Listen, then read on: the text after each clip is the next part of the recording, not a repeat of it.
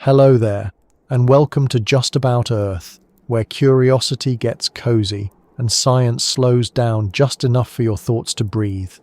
Tonight's story drifts far from ticking clocks and starlit skies, and instead settles into the greenest place on the planet. A world that hums quietly beneath clouds and holds more secrets than we've dared to imagine. The Amazon rainforest. A place so vast and so alive that even satellites can't quite agree on where it ends. It's a world that seems eternal, untouched, older than history itself. But what if the Amazon isn't just a wilderness? What if, hidden beneath those endless trees, lie traces of something we thought had never existed there at all? The beginnings of civilization itself. Before we wander too deep into that thought, take a small moment to notice where you are right now. Maybe you're lying in bed with the day fading behind you. Maybe you can hear the quiet hum of a room, the faint rhythm of your own breathing. I'm curious, where are you listening from tonight? What time is it in your corner of the world? Somewhere, as we speak, night is falling across the Amazon too, and the forest is waking up. If you find this slow unraveling of mystery soothing, if it helps you settle your thoughts, I'd be grateful if you'd give this little corner of calm a like or subscribe, so we can keep wondering these questions together. Now let's follow the sound of rain on leaves and see what it's been hiding all this time. The Amazon has always seemed like a place beyond civilization, at least in the way we usually define it. For centuries, explorers described it as a green emptiness, a wilderness too dense, too wild for anything resembling a city to have thrived. To the outside world, it was a realm of isolated tribes and untouched nature. But that picture, as it turns out, may have been painted on very thin paper. Beneath the thick canopy, the rivers and the root systems twisting like veins, evidence is starting to surface of something far more complex. Traces of roads, causeways, geometric earthworks, and entire regions of dark, human-made soil. Clues that suggest the Amazon may once have been home to organized populous societies thousands of years before Europeans arrived. For a long time, these ideas were dismissed as wishful thinking. Early explorers had spoken of vast cities and sophisticated cultures, but their accounts were labelled exaggerations, products of fever and fantasy. The dominant view became one of scarcity. The rainforest, scientists argued, was too nutrient-poor, too unstable to support large populations. Any sign of structure was assumed to be temporary, accidental, or recent. But new discoveries are slowly dismantling that assumption. The jungle, it seems, has been quietly keeping secrets. Modern LiDAR mapping, a technology that uses lasers to see through vegetation, has started revealing patterns beneath the canopy that are anything but natural. Perfect circles, long straight lines, and massive geometric shapes stretch across the ground in places once thought untouched. Archaeologists studying these images have found remnants of road networks connecting settlements across hundreds of kilometers. The shapes suggest planning, engineering, and collaboration. They don't belong to random villages hidden in isolation. They point to a civilization, or perhaps many, that learned how to live not in opposition to the forest, but in balance with it. Imagine that for a moment. A society that didn't clear the forest to build cities, but wove the forest into its design. Instead of stone temples or marble plazas, their monuments might have been living systems, designed with soil, water, and roots. When they disappeared, the jungle didn't destroy their legacy.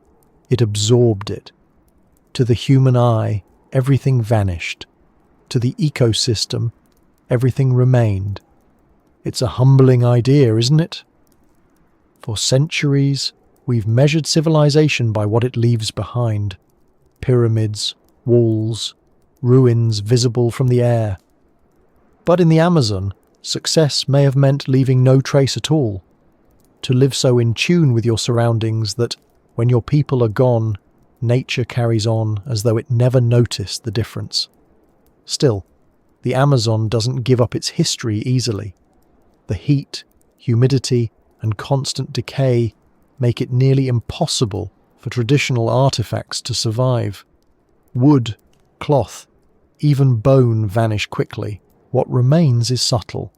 Soil enriched beyond natural fertility, fragments of pottery baked into ancient gardens, clusters of plants growing where they shouldn't, suggesting they were planted, not born there. Every clue feels like part of a much larger picture that has yet to be revealed. Some researchers believe these ancient Amazonians were among the earliest landscape engineers on Earth. They may have transformed the forest itself into a living, self-sustaining city. When you think about it, that idea reshapes what we mean by civilization. We usually imagine progress as cities of stone and iron. But what if the first great cities weren't made of rock at all? What if they were green? What if they breathed, grew, and healed themselves? Beneath the rivers, archaeologists have found traces of canal systems and fish ponds, evidence of intentional aquaculture. In certain regions, there are vast patches of dark soil, known as terra preta, literally black earth, which contain charcoal, pottery fragments, and nutrients not native to the region. These soils are still fertile today, thousands of years after they were created. It's as if the people who made them understood the chemistry of life so intimately that they could design a living technology, a sustainable system still working centuries after their disappearance. That alone is extraordinary. Our modern agriculture, for all its machinery and knowledge, struggles with depletion and erosion. Yet in the Amazon, ancient people managed to create soils that renew themselves. It suggests not primitive experimentation, but mastery. Knowledge developed slowly, passed down through generations. The forest didn't resist them, it collaborated. And if that's true, then the history of civilization needs rewriting. The Amazon may not have been the world's untouched wilderness. It might have been one of humanity's oldest laboratories for coexistence. A cradle of innovation buried beneath vines and silence.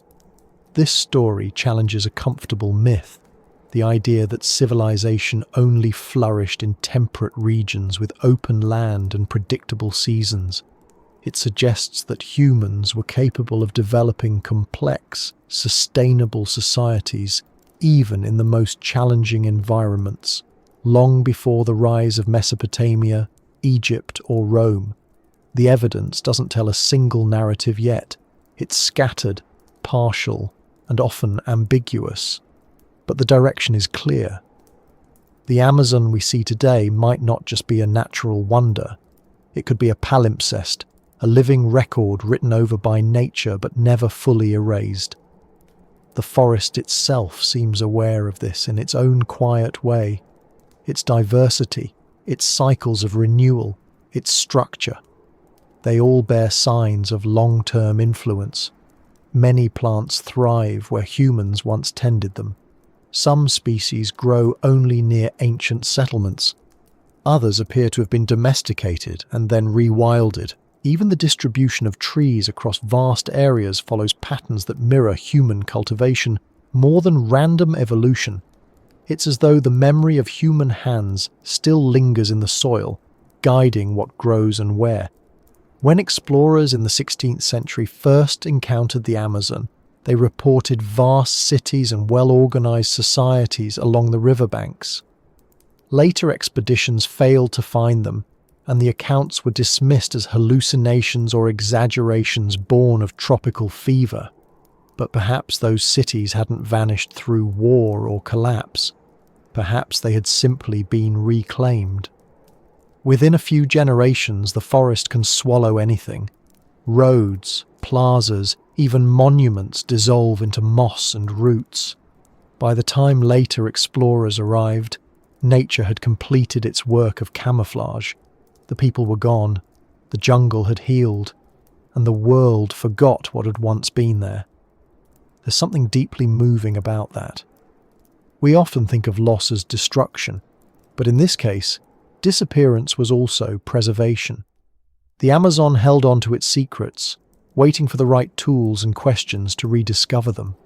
And now, with satellites mapping in wavelengths our eyes can't see, and algorithms detecting geometric order in chaos, those secrets are surfacing, slowly, cautiously, like ruins emerging through mist.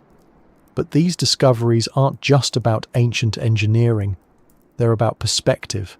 They ask us to reconsider what we mean by civilization, intelligence, and progress. The societies that flourished here may not have built monuments that lasted, but they built something else, a relationship with their environment so deep that it left the forest richer, not poorer. They understood the pulse of the ecosystem and learned to move with it instead of against it. That kind of wisdom doesn't fit neatly into our usual timelines of human advancement. It suggests an alternative path, one where the ultimate achievement isn't conquering nature but synchronizing with it. Perhaps that's why these early civilizations disappeared so completely into the green, because they were never separate from it to begin with. When you stand in the Amazon today, surrounded by 1,000 shades of green and 1,000,000 kinds of life, it's hard to imagine the ground beneath your feet once carried roads and houses. But the more we learn, the more it seems that the forest's abundance is not despite humanity's past presence, but partly because of it. The boundary between human and natural history grows thinner with every discovery. That blurring might be the most important revelation of all. The story of the Amazon's hidden civilizations isn't just about who built what or when. It's about what kind of relationship with the Earth allowed them to thrive in one of the planet's most demanding environments. It's a relationship that feels less like exploitation and more like conversation. The forest gave, humans shaped, and in return, the forest endured. Maybe that's the deeper mystery. Not that civilization once lived in the Amazon, but that it might never have left. The knowledge of how to live with balance, how to nurture the land that nurtures you, still exists in the traditions of indigenous peoples today. Their practices of agriculture, hunting, and stewardship echo those of their ancestors, connecting an unbroken line of wisdom stretching back thousands of years. So perhaps the question isn't whether the Amazon hides the secrets of Earth's first civilizations, but whether it's been whispering those secrets all along, waiting for us to listen properly. Because what if civilization isn't measured by what we build, but by what we sustain? What if the greatest achievements of the past are not monuments we can see, but ecosystems that still breathe because of human care? And as we begin to uncover more evidence, the geoglyphs, the black soils, the forgotten networks, it feels as though we're not just rediscovering the past, but remembering something we once knew instinctively. That thriving doesn't have to mean dominating. That technology can be alive. That progress might look less like expansion and more like harmony.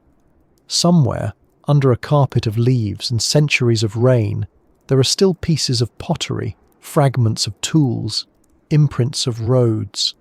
The roots grow around them gently, preserving their outlines. Birds nest above them, fungi break down what remains.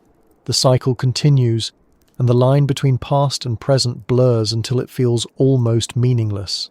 In that sense, the Amazon isn't just a place. It's a memory that never stopped growing. And as night falls again across its vast expanse, The forest hums with unseen life, breathing the same air its ancestors shaped. We've only just begun to uncover its stories, and they lead us deeper toward a world where nature and civilization were never opposites, just different expressions of the same living earth. The Amazon has often been called the lungs of the planet, though that phrase is both poetic and only partly accurate. It does breathe, but in its own way, not as a single organism inhaling and exhaling, but as billions of small exchanges happening at once. Every tree, leaf and root participates in a quiet rhythm that links the forest to the sky.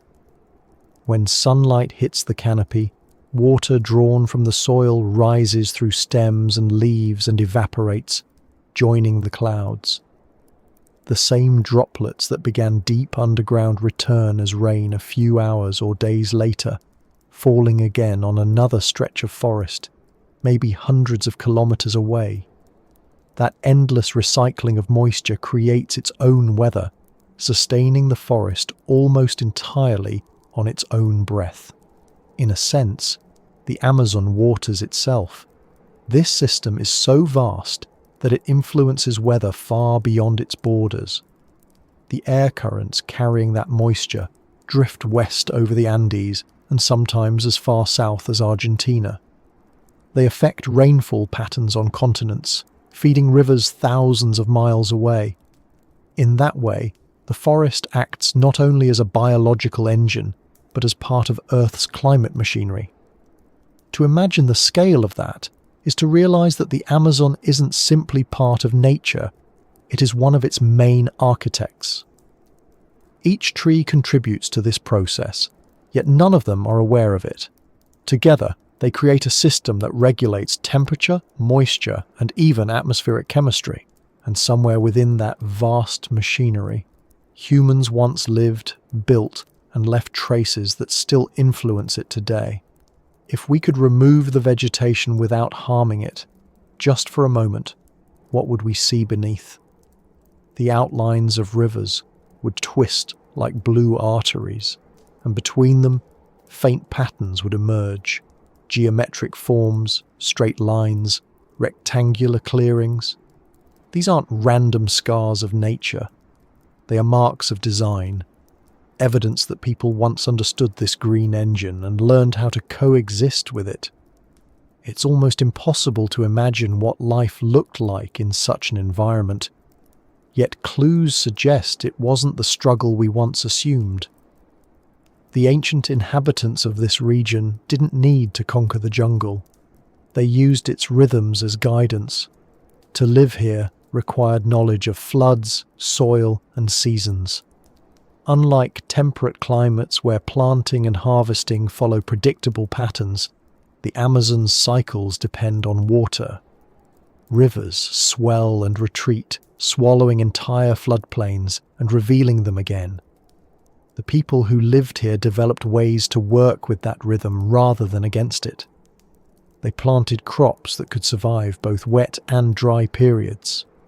They built raised fields and mounds that stayed above the floods, protecting seeds and food stores. When water returned, it deposited nutrients, enriching the soil naturally. This was agriculture designed to cooperate with the pulse of the river, not to resist it. Today, the remnants of these raised fields can still be found, stretching across regions once dismissed as uninhabitable swamp. They form patterns visible from the air, grids of human planning hiding under the thin layer of grass and brush. Archaeologists studying them see signs of complex irrigation systems, fish traps, and artificial ponds. It paints a picture of people who didn't just survive in the Amazon, but shaped it deliberately. Their methods didn't deplete resources. They encouraged abundance. That balance is one of the most remarkable aspects of Amazonian life.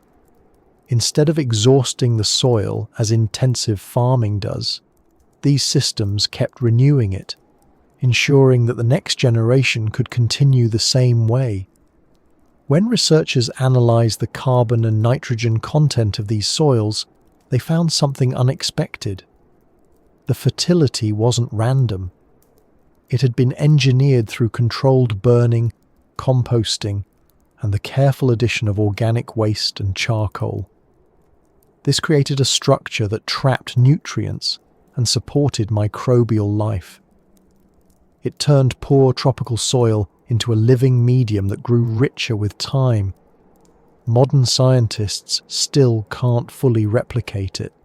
What's more, the pattern of these fertile patches aligns with ancient settlement sites, suggesting that people managed landscapes at scales larger than individual villages. They created networks of productivity that stretched for hundreds of kilometers. It's easy to overlook the intelligence behind such systems because it doesn't resemble what we associate with civilization. There are no stone pyramids or city walls. The architecture was living, seasonal, adaptive. Instead of resisting nature's variability, it absorbed it. The forest was not wilderness to be subdued. It was infrastructure. Every tree species served a purpose. Some provided fruit, others shade, others enriched the soil or attracted pollinators. The forest itself became a mosaic of human intention and ecological cooperation.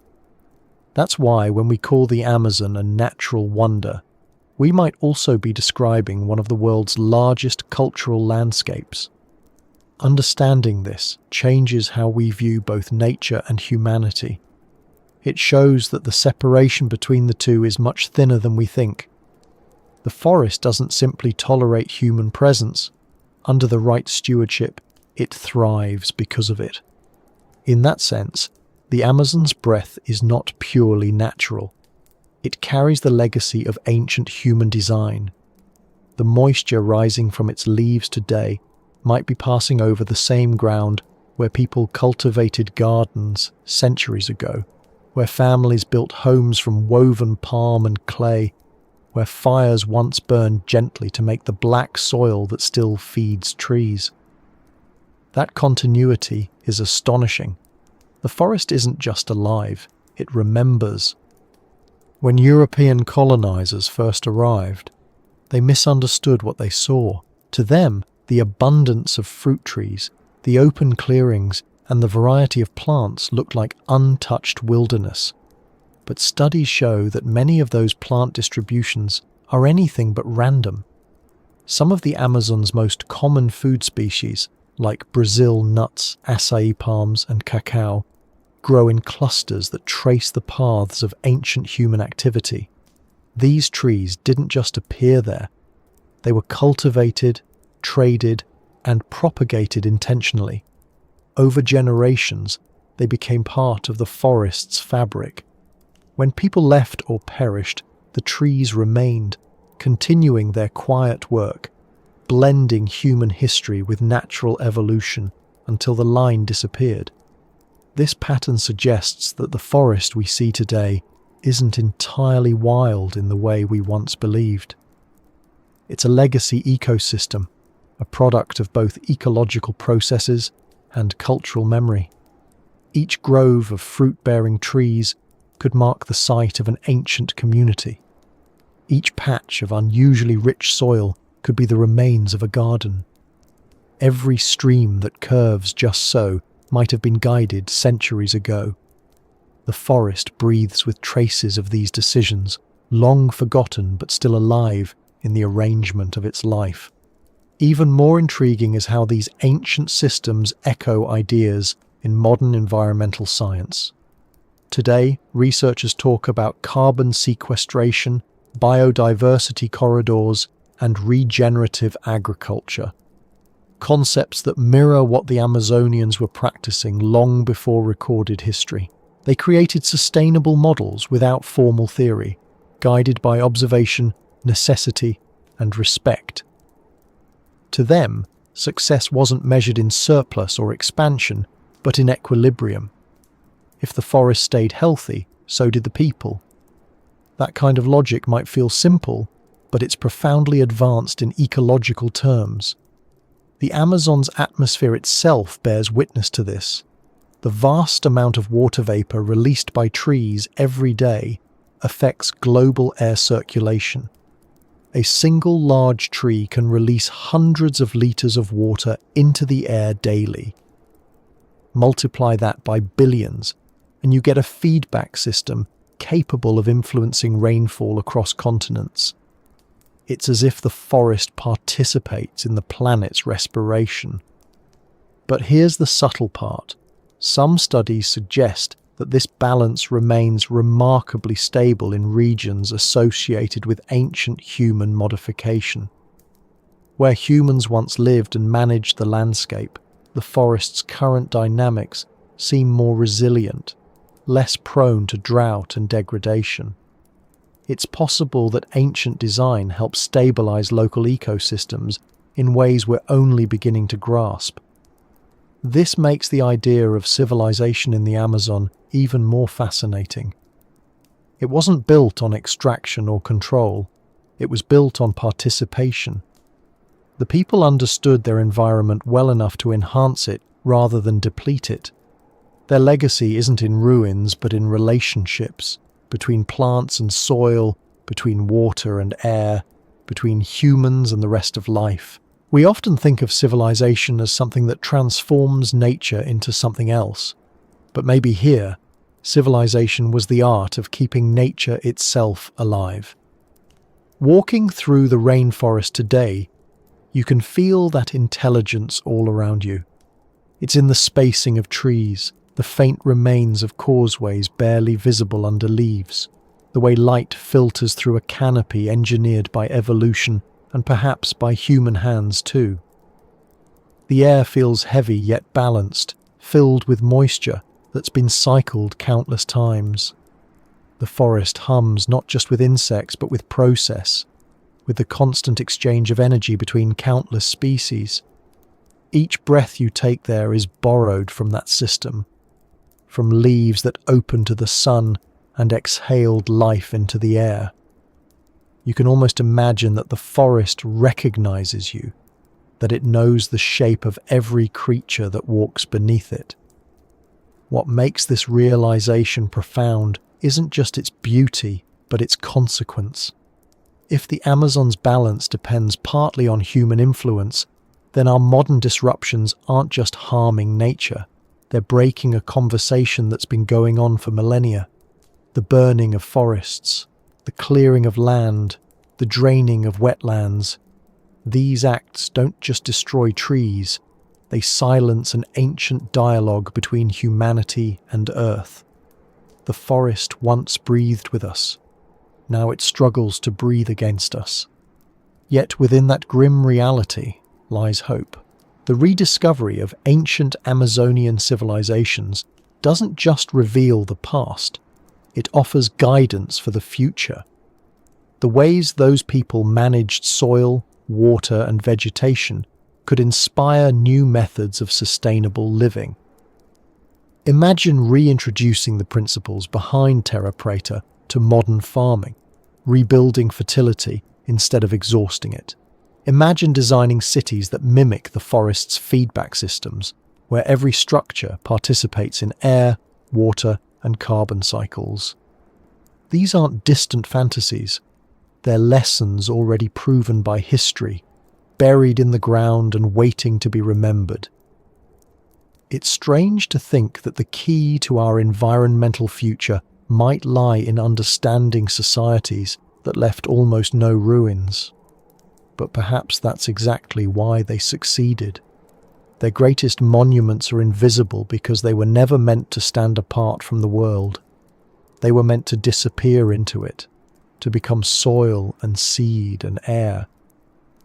Maybe that's why the forest still breathes so steadily, even after centuries of change.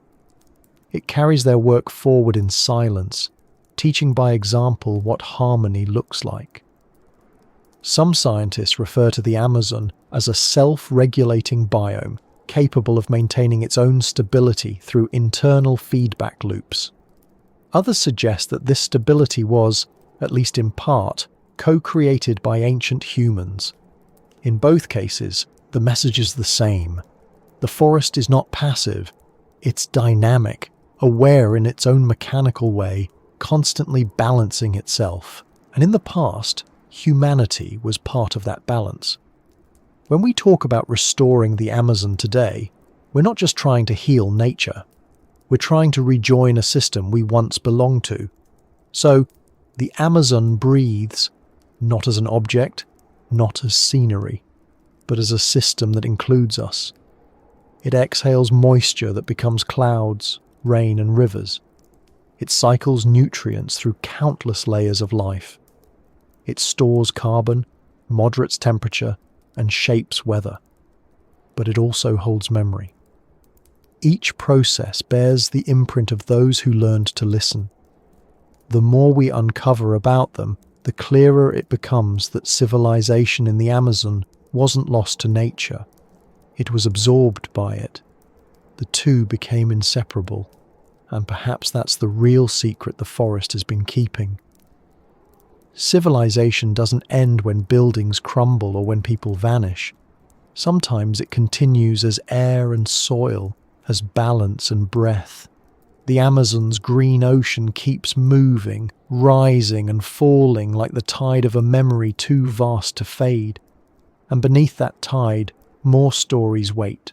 Stories about people who once shaped the world without leaving scars, who understood that the greatest legacy isn't what you build, but what you keep alive. The Amazon has a way of making everything equal with time. It covers, digests, and recycles without preference. What is new becomes old, and what is old becomes part of something living. The forest doesn't preserve monuments, it reclaims them. It turns memory into mulch. Anything left unattended, stone, metal, wood, slowly dissolves into soil, and in that process, the past isn't lost so much as it's blended into the present.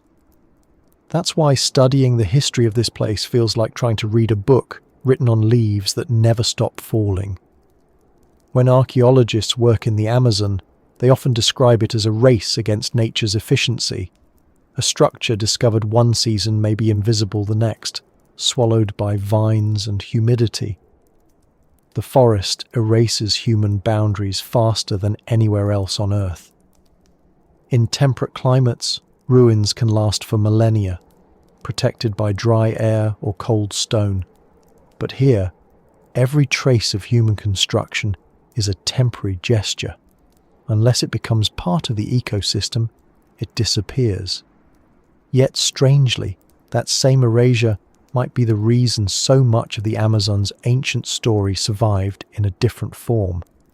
Instead of brittle ruins, it left behind living patterns, soils, plant distributions, waterways that continued to function long after their creators were gone. The climate here works like a constant editing process. Heat, moisture, and microorganisms decompose everything. A fallen branch can vanish in weeks. Bones crumble. Tools rust. Even ceramics, which usually outlast civilizations, degrade quickly under this relentless chemistry. That's one reason why, for centuries, scholars assumed that the Amazon had no deep human past. If nothing visible remained, then surely nothing advanced had ever existed. It seemed logical from an outside perspective, but the logic was flawed. The absence of ruins here isn't evidence of emptiness. It's evidence of abundance, of a world that recycles too efficiently to keep its artifacts in view. Everywhere you look, the forest is busy dismantling and rebuilding itself.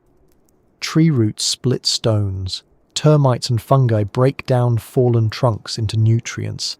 Even the air participates, carrying spores and bacteria that start decomposition before things even touch the ground. The entire ecosystem is designed for renewal. In that sense, the Amazon is less a place and more a continuous event, always in motion. Human traces don't fight this process. They join it. A carved stone buried under leaves becomes a nutrient source for moss. A clay shard enriches the soil that grows a new generation of trees. Over centuries, layers of life and death merge until the boundary between artifact and Earth disappears completely. And yet, despite all this erasure, the forest doesn't lie. It conceals, but it also records. Scientists who study the soil layers, the distribution of species, and the microscopic remnants left by humans find a quiet consistency in what remains. Charcoal fragments appear in regular patterns, suggesting controlled burning. Phytoliths, tiny silica structures formed inside plants, show evidence of crops like manioc and maize grown thousands of years ago. Traces of human habitation emerge as subtle chemical signatures rather than visible ruins. These clues form a kind of invisible archaeology, one that requires patience and new tools to interpret. The technology that made this revelation possible is LiDAR, which sends laser pulses through the canopy to map the ground beneath. Where the human eye sees only unbroken forest, LiDAR reveals straight lines, circles, and geometric clearings.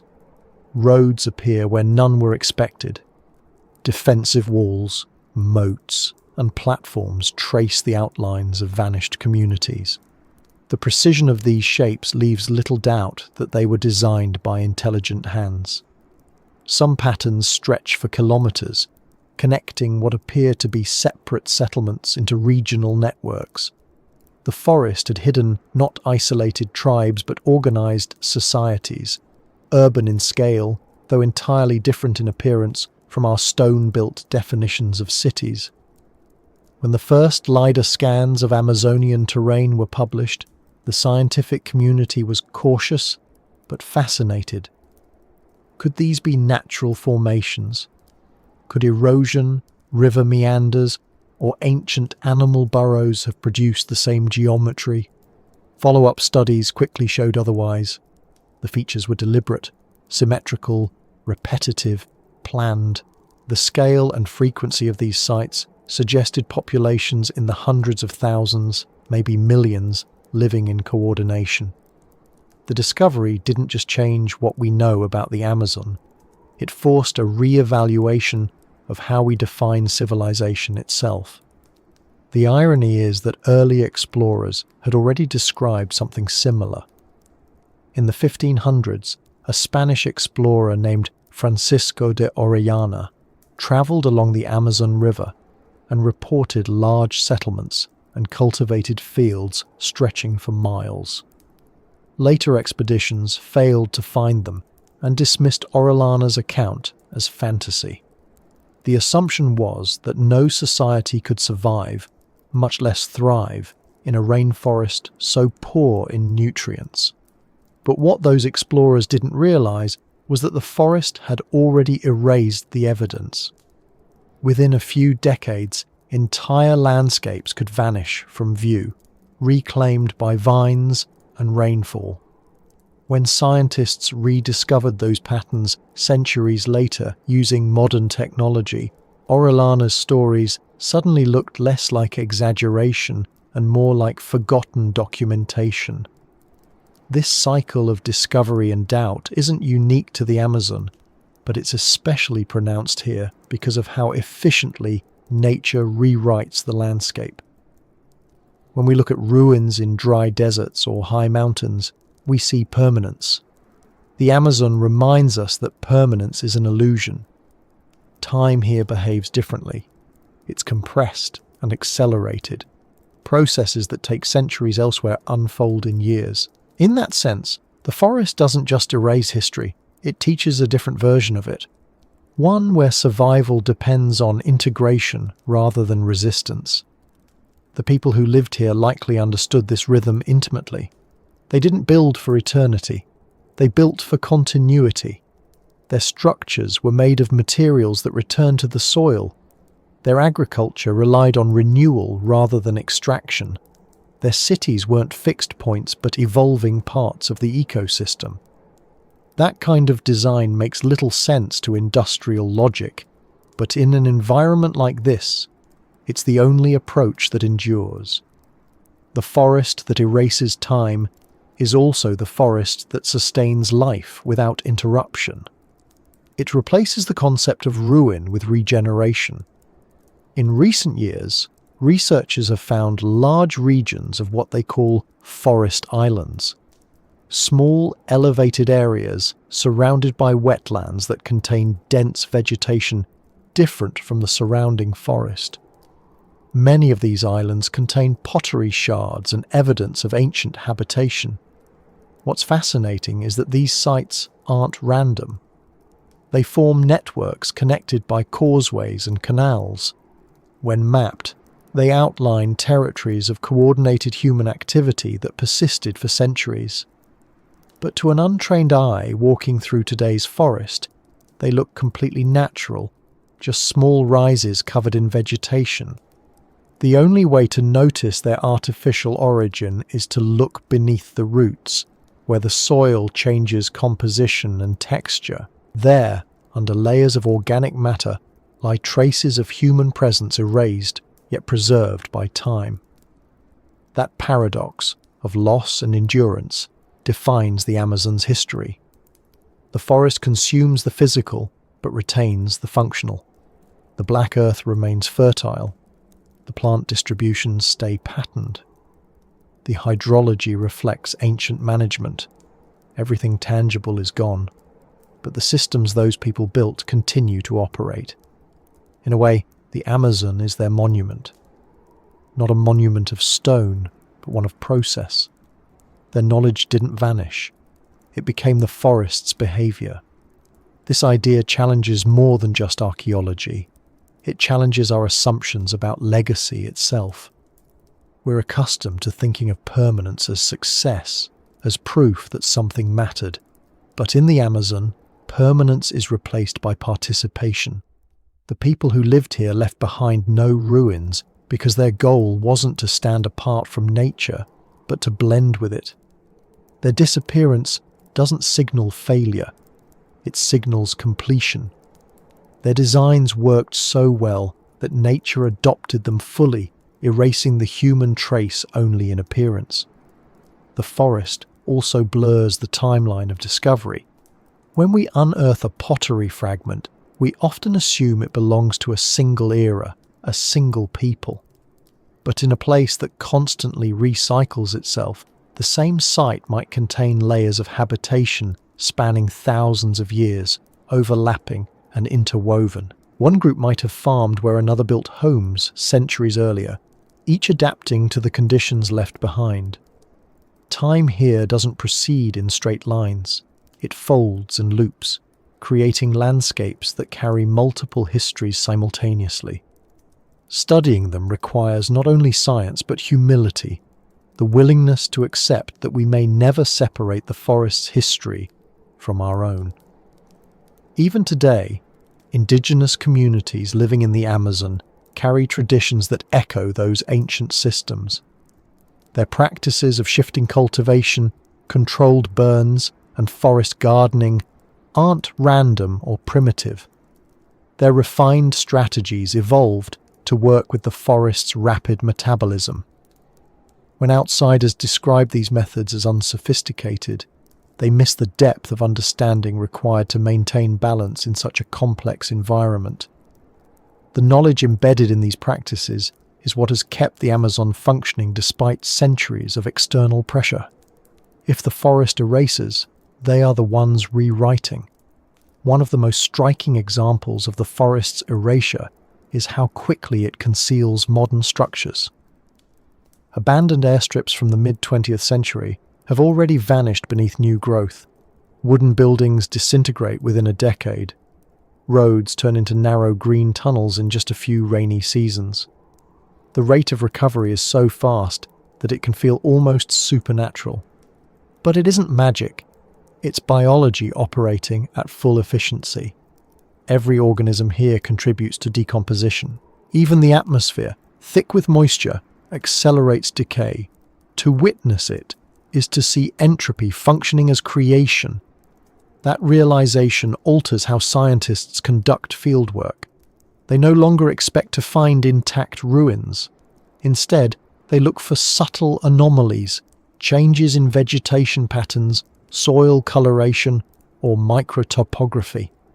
A slightly elevated ridge in a flat area might signal an ancient causeway. A cluster of particular plant species could mark an old settlement. Research in recent decades has shown that these clues are consistent across vast regions, forming a hidden network of human-altered landscapes beneath what was once thought to be untouched wilderness. The forest erased the details, but not the design. For all its silence, the Amazon's erasure is not cruel. It doesn't destroy in anger. It absorbs in order to continue. Each fallen structure becomes part of the next generation of life. The process ensures that nothing truly disappears. It's a cycle of forgetting and remembering that maintains the forest's vitality. The people who once lived here may not have predicted how thoroughly nature would reclaim their world, but they likely understood the principle. To live here is to accept impermanence as the cost of survival. That acceptance may hold the key to our modern struggle with the environment. We build for durability, assuming that longevity equals achievement. Yet in doing so, we create things that resist renewal. Concrete doesn't feed soil. Plastic doesn't decay. Our monuments stand, but they stand apart. The forest's approach suggests another possibility, that true endurance comes not from defying time, but from joining it. When you become part of a system that renews itself, you no longer need to last forever. You continue through transformation. Some researchers studying the Amazon's regrowth patterns have noticed something remarkable. Areas once cleared for farming centuries ago often recover faster and with greater biodiversity than untouched regions. The soil retains traces of human enrichment, and plant succession follows paths shaped by past cultivation. It's as if the forest remembers where it was once guided, responding with vigor to the same rhythms that sustained it before. This resilience is not coincidence, it's inheritance. The systems built by ancient people still influence how the forest regenerates today. All of this means that the Amazon's apparent timelessness is an illusion. It's not an unchanging wilderness, but a living archive constantly editing itself. The forest erases visible traces of history, but that erasure is part of its memory. Each generation of growth carries information from the last. The forest's ability to conceal and reveal, to forget and preserve, makes it one of the most complex storytellers on Earth. The story just happens to be written in cycles instead of lines. When researchers study satellite imagery, they sometimes describe the forest as breathing, not just in moisture but in time. Each pulse of regrowth brings old patterns back to life. The air, the soil, the canopy, they all carry echoes of human presence. And while we often speak of the rainforest as timeless, what it really offers is a different kind of time. One measured not in centuries, but in renewals. It's a rhythm of disappearance and return, a reminder that nothing here ever truly ends. The more we learn about the forest's power to erase, the clearer it becomes that this isn't just a natural process. It's a philosophical one. It forces us to rethink what it means for something to last. If every trace of human civilization were to vanish tomorrow, would that mean humanity was gone? Or would we, like the people of the Amazon, continue as part of the systems we influenced? Perhaps endurance isn't about visibility at all. Perhaps the most lasting impact is the one that becomes invisible. As the rain falls and the canopy absorbs the sound, the forest continues its quiet work, breaking down, rebuilding, balancing. Under the roots, fragments of pottery lie embedded in soil rich with carbon. Seeds grow above them. Trees feed on what was once home, shelter, or tool. Every moment is both decay and creation. Time doesn't move forward here, it circulates. The forest erases, but in doing so, it keeps everything alive. And somewhere in that rhythm, the next layer of history is already beginning to form, waiting to be written in leaves and rain before it, too, becomes part of the endless green memory that never stops breathing. For as long as people have lived near the Amazon's rivers and beneath its canopy, stories have drifted through the region like smoke rising from cooking fires. They are not written histories, but living ones, passed from voice to voice, preserved in memory rather than paper. These stories tell of cities shining with white stone, of roads that stretched between the clouds and the rivers, of societies so vast that the forest itself was once tamed to rhythm and design. To many outside listeners, these tales sounded like myth, the kind of exaggeration that arises in isolation. But when you listen to them closely, they begin to sound less like fiction and more like descriptions of a memory too old to prove. When European explorers first reached the Amazon basin, they heard these accounts from indigenous peoples and recorded them in diaries, often with disbelief. The legends spoke of great civilizations that had vanished long before the arrival of foreign sails. The explorers, guided by their own assumptions, thought they were hearing fantasies. To them, the jungle was a frontier, a land to be mapped and conquered, not the remnant of something once organized and intelligent. They couldn't imagine that beneath the vines and humidity lay the echoes of what might have been one of humanity's oldest centers of civilization. But for the people who still lived there, those stories weren't myths. They were inherited truths. They described ancestors who knew how to talk to the rivers, who planted forests instead of cutting them, who built gardens that grew for generations without exhaustion. Some versions describe them as the builders of the dark earth, people who mixed ash and clay and bone to create the fertile soil that never dies. Others speak of the masters of fish, who made rivers into reservoirs and could summon harvests with the turning of the moon. These are not random details. They mirror, in uncanny precision, the archaeological discoveries of the last few decades. Anthropologists who study oral tradition know that stories can preserve information across astonishing spans of time. A myth about a flood may originate from an actual flood thousands of years ago. A story about a mountain of fire may be a cultural memory of a volcanic eruption. In the Amazon, where written records are nearly impossible to maintain, oral history becomes the archive. And within that archive, the legends often contain clues about real events, encoded in metaphor, reshaped by generations, but still anchored in experience. When researchers compare these narratives with satellite and LiDAR data, the overlap is striking. Many communities tell of ancient roads that gleamed under the sun, and LiDAR has now revealed long, straight causeways running between settlement clusters, their outlines hidden by vegetation but unmistakably artificial. Tales of gardens that never grew old correspond with areas of terra preta, the dark, fertile soil still yielding crops today.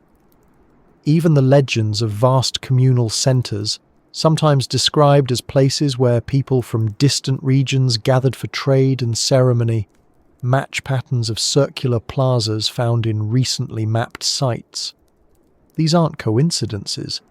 They are fragments of a collective memory surviving in language long after the physical world forgot. It's humbling to realize that for centuries, indigenous people were telling the truth about the history of their land, and the world simply wasn't ready to hear it. The bias of early archaeology leaned heavily toward visible monuments, stone ruins, metal artifacts, grand sculptures. These were considered proof of sophistication. The Amazon offered none of these, so the assumption was made that no advanced culture could have existed there. The forest's ability to erase, combined with the colonial desire to categorize, led to a long silence about its real history. Yet those who lived within the forest never forgot. They just didn't describe it in the language of conquest or archaeology. Their legends often describe the relationship between people and nature as a kind of partnership. There's a recurring theme of reciprocity. Humans give to the forest, and the forest gives back. One story from the Upper Madeira region tells of a woman who taught her people to plant the trees that feed the rivers. She said that if they ever stopped planting, the rivers would forget their paths. Another story from the Xingu Basin speaks of the night gardeners, people who worked only after sunset, so that the animals could eat freely during the day. These tales may sound symbolic, but they reflect genuine ecological practices, schedules timed with animal behavior, planting methods tuned to the forest's rhythms. They describe societies that measured success not by expansion, but by balance. In some regions, elders still refer to themselves as caretakers of the old roads. When asked where those roads lead, they often smile and say they lead to the ones who came before. For years, outsiders assumed that was metaphorical. Now, as the patterns of those ancient causeways appear in satellite imagery, the phrase takes on a literal weight. The old roads exist, buried under centuries of regrowth, and they connect places that would have required planning, governance, and long-distance coordination. The people who told these stories weren't imagining lost worlds. They were describing the landscape as they knew it before the forest reclaimed it. Among the most persistent myths in Amazonian lore is the story of the White Cities, or cities of shining clay. Early explorers transformed these into tales of gold and grandeur, calling them El Dorado, the city of gold. But the indigenous versions rarely mention wealth. They speak instead of light. Places that glowed because their walls reflected the sun, or because fires burned continuously through the night. When archaeologists uncovered sites where earthworks formed massive geometric patterns, some containing white clay and crushed shell material, the descriptions seemed less fantastic. The shining wasn't from gold, but from the colour of the earth itself. These legends also carry lessons, warnings about imbalance. In several cultures, there's a story of a great civilization that grew too confident, forgetting its dependence on the forest. It expanded its fields beyond the balance of soil renewal and began to collapse. The forest returned, not as vengeance, but as correction. The people scattered, and their knowledge became fragments of song and ritual, scattered like seeds. The forest, in these accounts, isn't the enemy. It's the equalizer, ensuring that no one species, not even humans, forgets its place in the cycle. Such stories are ecological philosophies as much as they are myths. The persistence of these oral histories also tells us something about cultural continuity. Even after centuries of disruption, displacement, and loss, many indigenous groups maintain detailed understanding of plant cycles, soil chemistry, and animal behavior that align with the kind of knowledge ancient societies would have needed to thrive here. The legends are not just narratives, they are vessels for that knowledge. In one story, a child is told that the spirit of the soil must be fed with fire, a poetic way of preserving the technique of adding charcoal to maintain fertility. Another legend warns that rivers become angry when blocked completely, which corresponds to the ancient practice of partial diversion, creating channels that guided water without stopping its flow. These are scientific principles wrapped in story, designed to survive when libraries cannot. When modern researchers work with indigenous elders, they often find that oral maps, stories describing journeys, landmarks, and seasonal movements, align almost perfectly with archaeological models of ancient settlement distribution.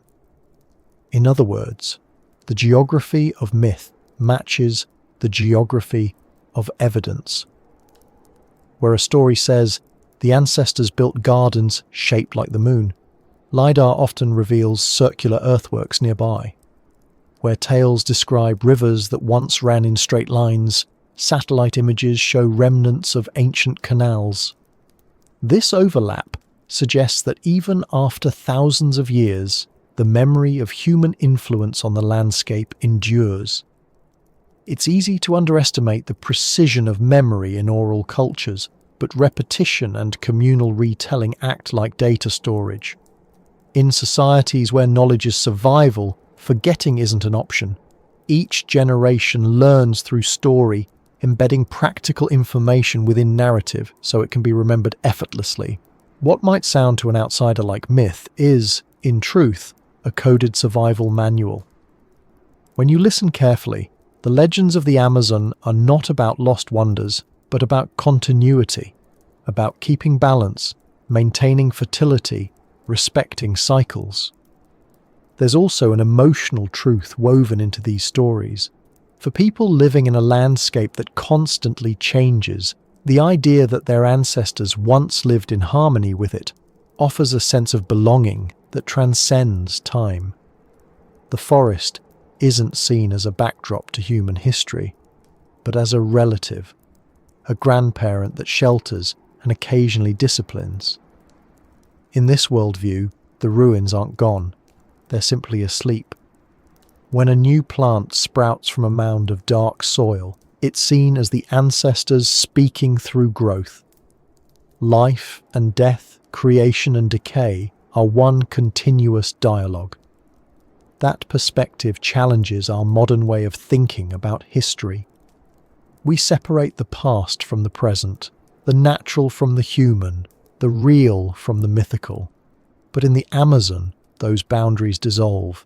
A legend can be both metaphor and record, both spiritual and empirical. It doesn't matter whether the storyteller believes the city of the ancestors still exists under the ground or only in memory. In a landscape that erases visible proof, story becomes the most enduring form of evidence. One of the most compelling examples of this continuity comes from the Upper Xingu region, where researchers have worked alongside local communities to identify ancient earthworks. The residents had always known about them. They referred to the mounds as the sleeping houses, places where the old people rested. When scientists excavated these mounds, they found pottery shards, food remains and hearths, clear signs of long-term habitation. The locals didn't need LiDAR to know the truth. They had preserved it through generations of oral history. To them, the discovery wasn't news, it was confirmation. Listening to these legends today requires humility. For centuries, the scientific approach treated indigenous knowledge as anecdotal or symbolic at best. Only when technology confirmed what stories had already said did the academic world begin to reconsider. But the elders telling those stories never doubted them. Their worldview doesn't require external proof because it's grounded in observation and lived experience. The forest speaks in patterns, and those who live within it learn to listen in ways that science is only beginning to quantify. If you consider how much of early human history is still hidden under soil and water, it's likely that oral traditions everywhere hold similar truths waiting to be verified. In that sense, the Amazon's legends aren't unique. They're just the most vivid example of how memory can outlast matter. And when matter itself decays as quickly as it does here, memory becomes the only durable medium left. The forest may erase physical traces, but the stories it inspired remain among the most resilient structures humans have ever built.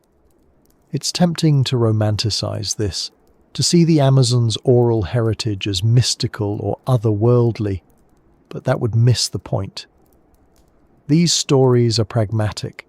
They encode centuries of empirical observation: when to plant, when to harvest, how to manage fire without destroying habitat, where to find clay rich enough for pottery, which trees mark good soil.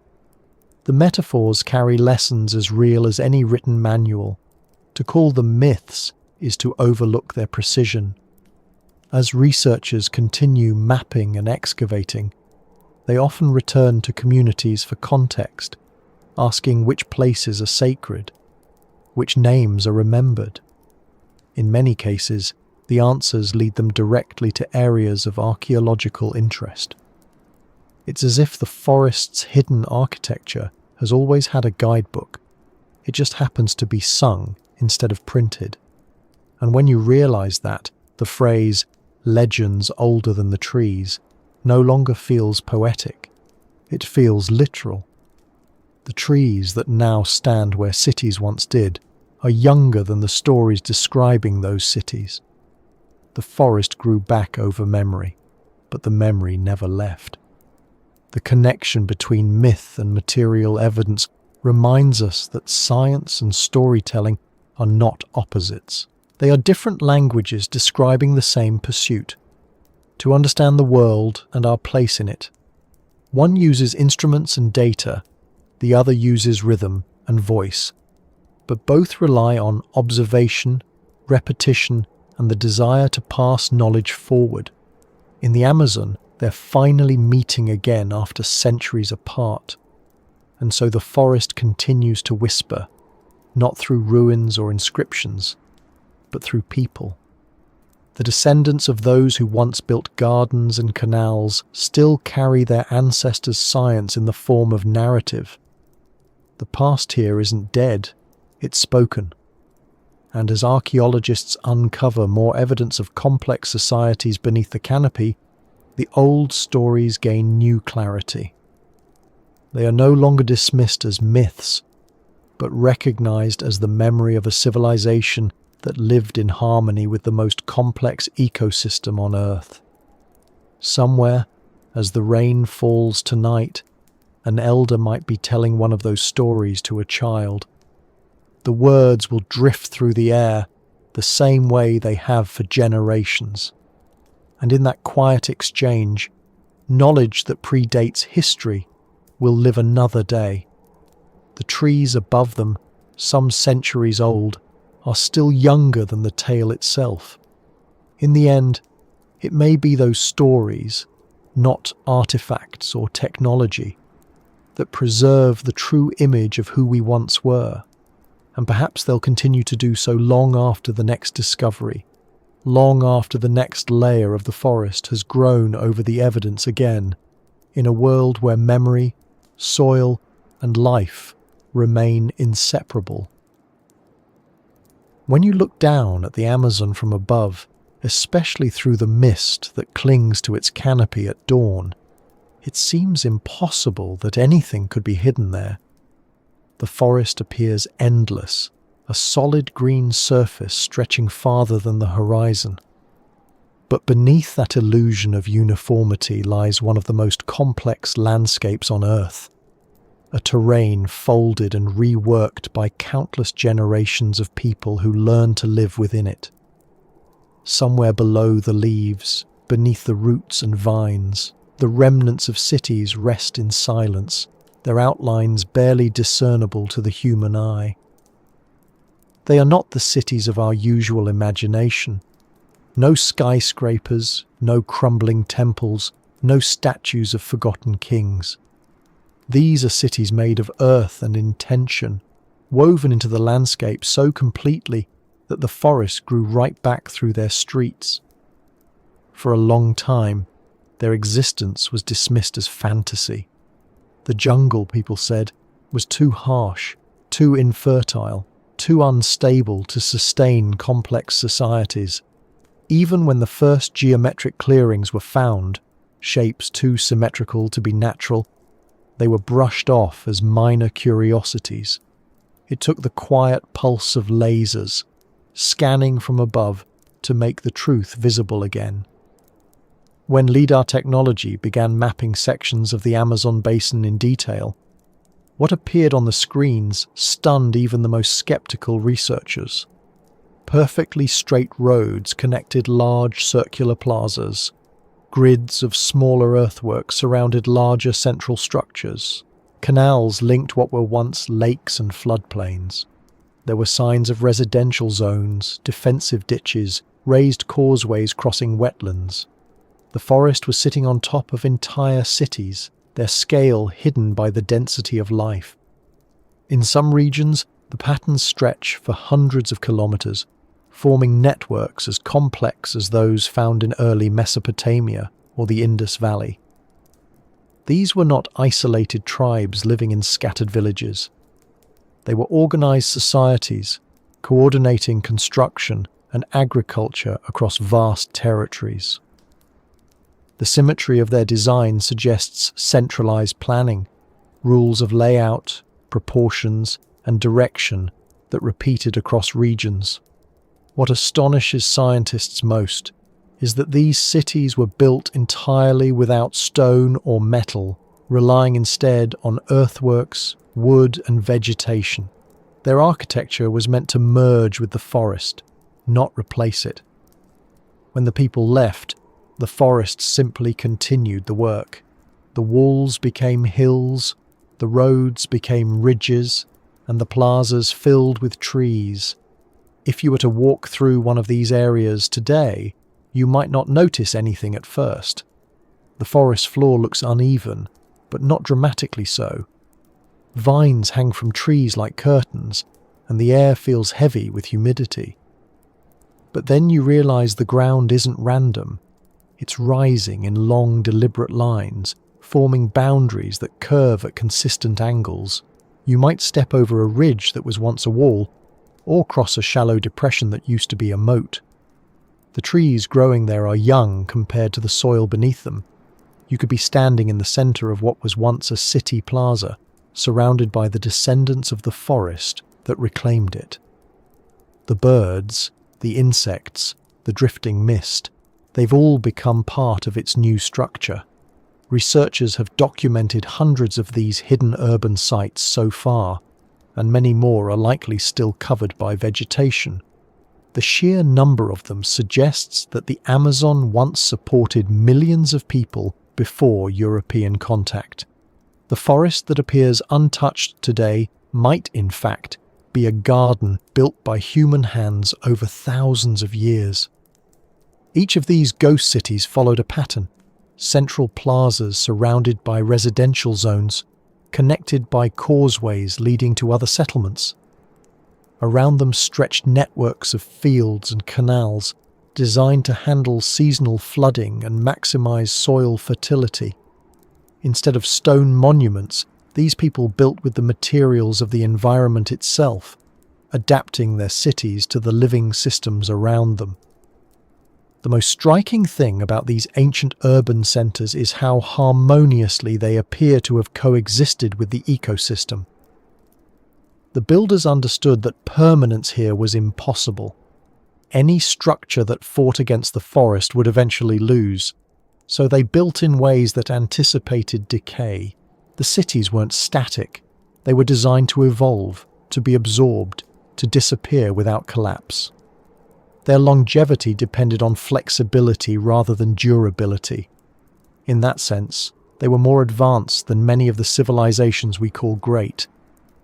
They mastered impermanence, designing cities that could fade gracefully back into the living world. Archaeologists working in the Bolivian Amazon have uncovered earthworks dating from as early as 500 CE to as late as 1500 CE. These include large ceremonial platforms, residential mounds, and intricate road systems aligned with celestial directions. In the Llanos de Mojos region, for instance, LIDAR revealed nearly 24 massive urban centers, each connected to dozens of smaller sites. Some covered areas of several square kilometers, with evidence of plazas and pyramidal structures made from compacted earth. The sheer effort required to build and maintain them suggests a high degree of social organization, hierarchies, leadership, and shared purpose. But perhaps the most fascinating discovery isn't the size or sophistication of these cities, it's their invisibility. Despite existing for centuries, they left almost nothing that breaks the continuity of the forest. This invisibility wasn't an accident, it was a feature of their design. The people who built these settlements relied on organic materials, timber, clay, woven fibers, that returned to the soil. Their homes and public buildings would have blended naturally with their surroundings, more like extensions of the forest than intrusions upon it. They lived inside an ecosystem rather than on top of it. When they left, there were no ruins to mark their presence, only the faint geometry of intention. To modernize, trained to equate civilization with stone and steel, this kind of architecture barely qualifies as architecture at all, but it represents an entirely different understanding of human existence, one where cities are living systems, not monuments. Their strength came from adaptability, not resistance. They didn't seek to defy the forest, they sought to coexist within it. In some ways, these ghost cities resemble the concept of biodegradable design that architects only now are trying to emulate, structures that integrate fully with the natural cycle of growth and decay. These ancient builders achieved it thousands of years ago, without theory, without machines, guided only by observation and necessity.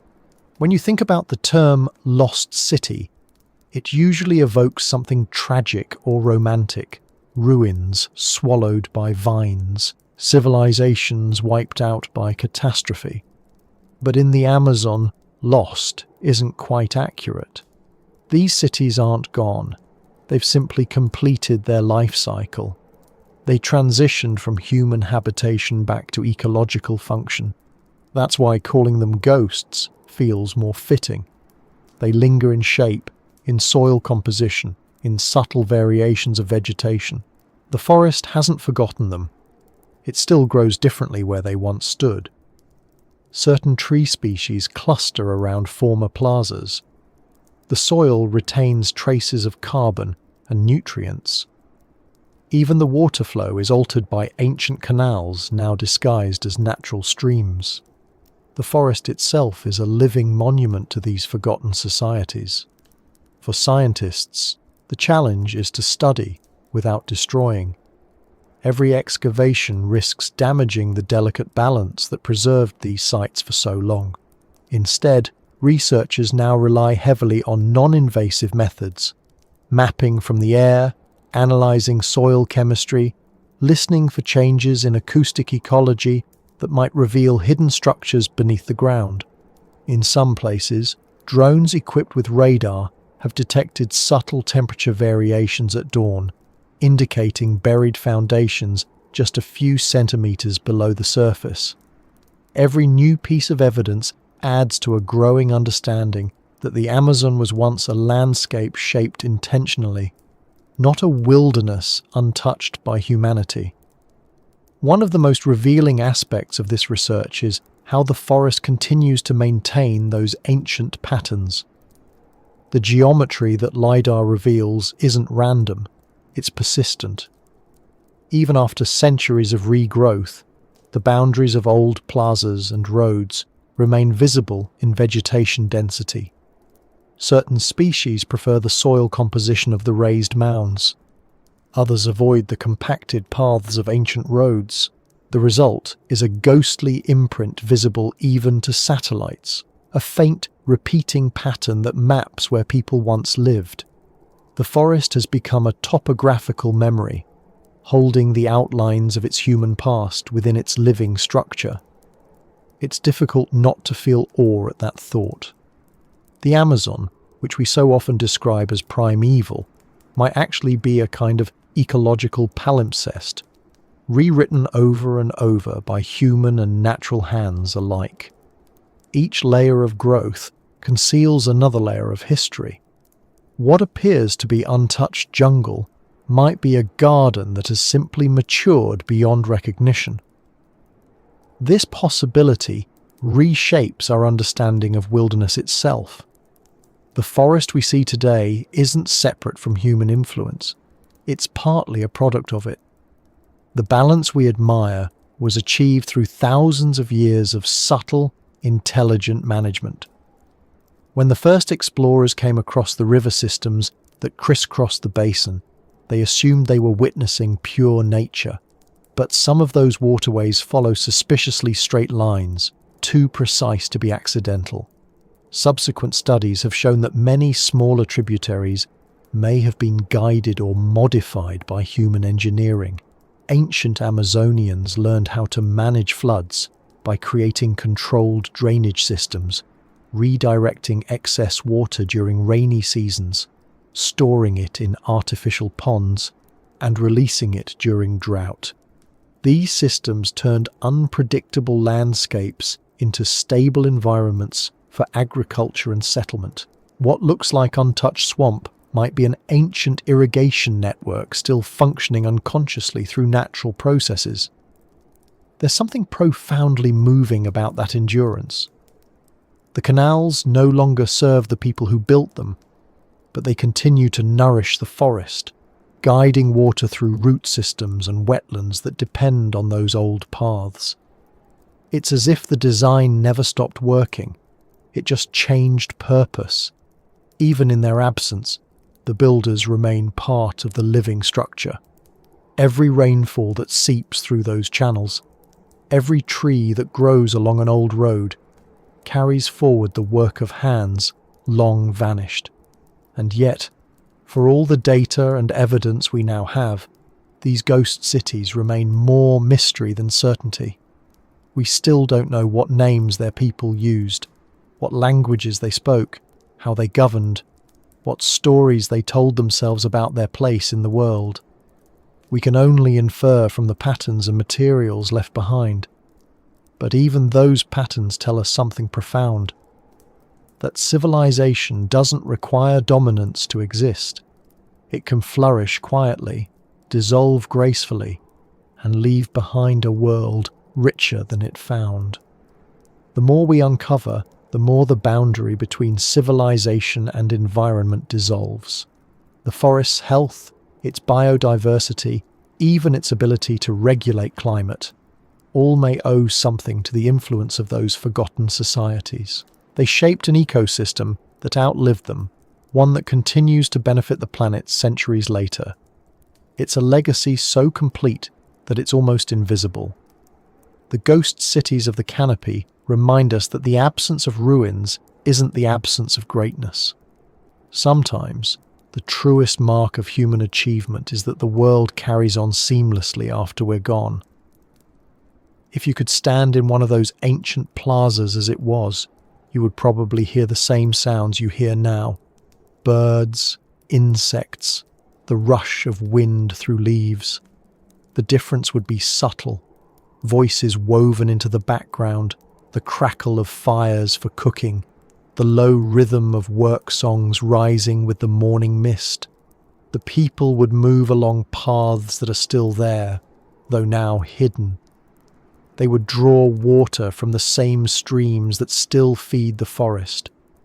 And when night fell, their fires would glow beneath the same canopy of stars, the same constellations that shimmer above the Amazon tonight. Somewhere deep beneath that same sky, those patterns still exist. They wait quietly, not to be rediscovered for glory or proof, but simply to remind us that the forest we see today was once both home and civilization. The canopy above may have changed, but the foundations beneath it remain, still breathing faintly through soil and roots. And as we continue to map and explore, what we find may not just redefine history, but reveal something much simpler, that civilization and wilderness were never opposites, only different forms of the same enduring life. The soil beneath the Amazon is often described as poor, almost paradoxically so for a region that appears so lush.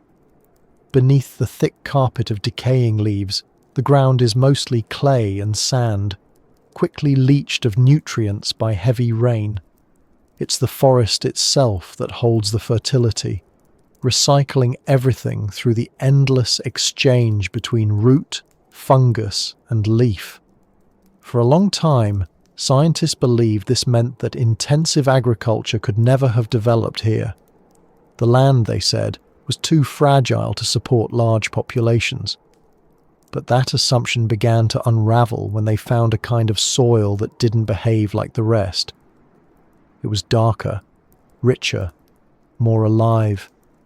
It held nutrients even after repeated use. Plants grew faster, stronger, and stayed green longer.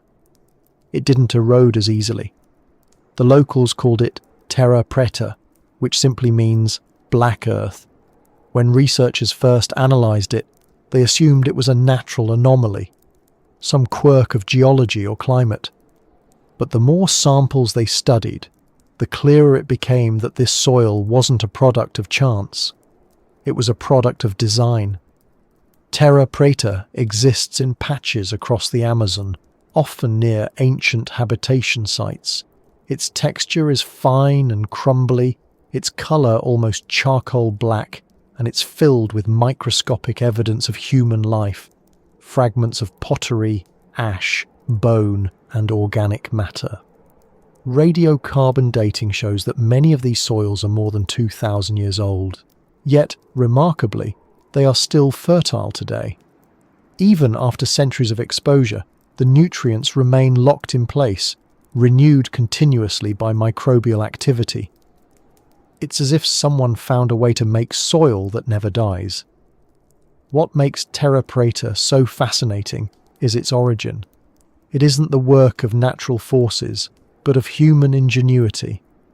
The people who lived here deliberately created it, mixing charcoal, food waste, and organic refuse into the soil to build a living system that could support permanent agriculture. This was no accident of daily life. It was a technology. The creation of Black Earth required understanding chemistry, biology, and time. You had to know how to control fire to produce charcoal rather than ash, how to blend it with the right balance of waste, and how to nurture the resulting mixture until it transformed. It was a slow, patient process, repeated generation after generation, building layers of fertility that could outlast their makers. Charcoal, or biochar, as it's sometimes called, plays a key role. Its porous structure traps nutrients and water, providing a stable habitat for microorganisms. These microbes, in turn, recycle organic matter, maintaining a constant flow of life in the soil. In modern terms, terra preta is an engineered ecosystem, a form of biotechnology developed long before the concept existed. The people who created it might not have known the words for carbon sequestration or microbial symbiosis, but they understood the results. Their fields didn't exhaust themselves. They grew richer. The scale of these soils is astonishing.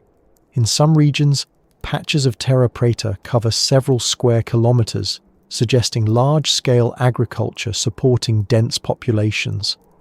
The distribution isn't random.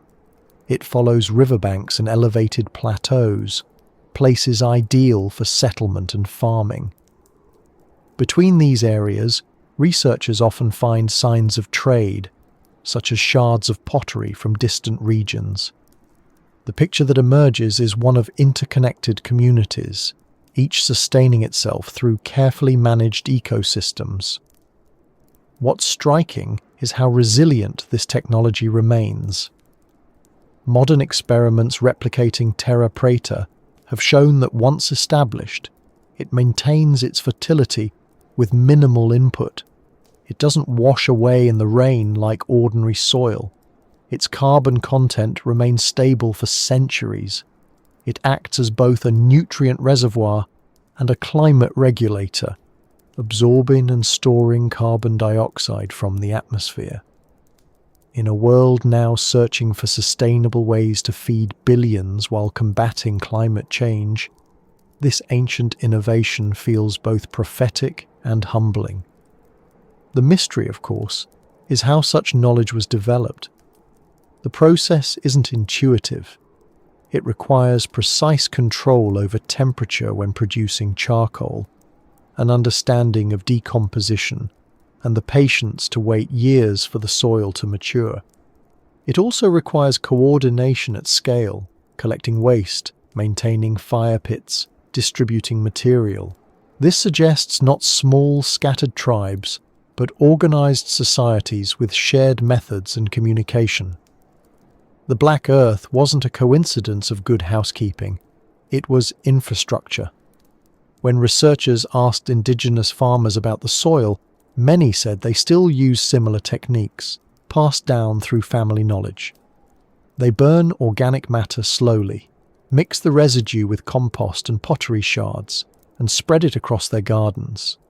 The practice may have evolved in name and method, but the principle is the same. It's continuity in its purest form, an unbroken link between ancient science and modern survival. For those who work the land, terra preta isn't a mystery. It's simply what works. The forest itself seems to respond differently where terra preta exists. The trees grow taller, the undergrowth thicker. Biodiversity flourishes in ways that even untouched rainforests sometimes can't match. This has led some scientists to propose that terra preta may have contributed to the Amazon's extraordinary ecological richness.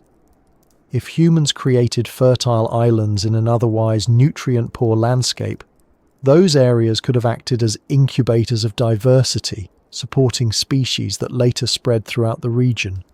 In other words, the forest we now consider purely natural might partly be the legacy of ancient ecological engineering.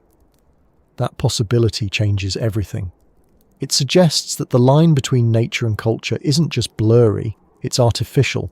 The forest's health, its balance, its resilience may owe as much to human participation as to natural evolution. Rather than degrading the environment, ancient Amazonian societies enhanced it. Their version of civilization wasn't built at nature's expense. It was built with nature's cooperation. Terra preta is physical proof of that philosophy, a soil that embodies coexistence. Some archaeologists call it the memory of the earth, and it's not hard to see why. Each handful of terra preta holds traces of lives lived long ago: seeds, ash, fragments of meals, splinters of tools. It's a record of daily existence transformed into a living medium. Unlike inscriptions on stone, which remain static, this record continues to function. It feeds new life. The people who created it are gone, but their influence persists in every plant that grows, in every organism that thrives within it. It's a kind of immortality achieved through biology rather than monument. When you think about how much effort our modern world spends trying to conquer decay, building materials that resist weather, designing products meant to last forever, the logic of terra preta feels almost revolutionary.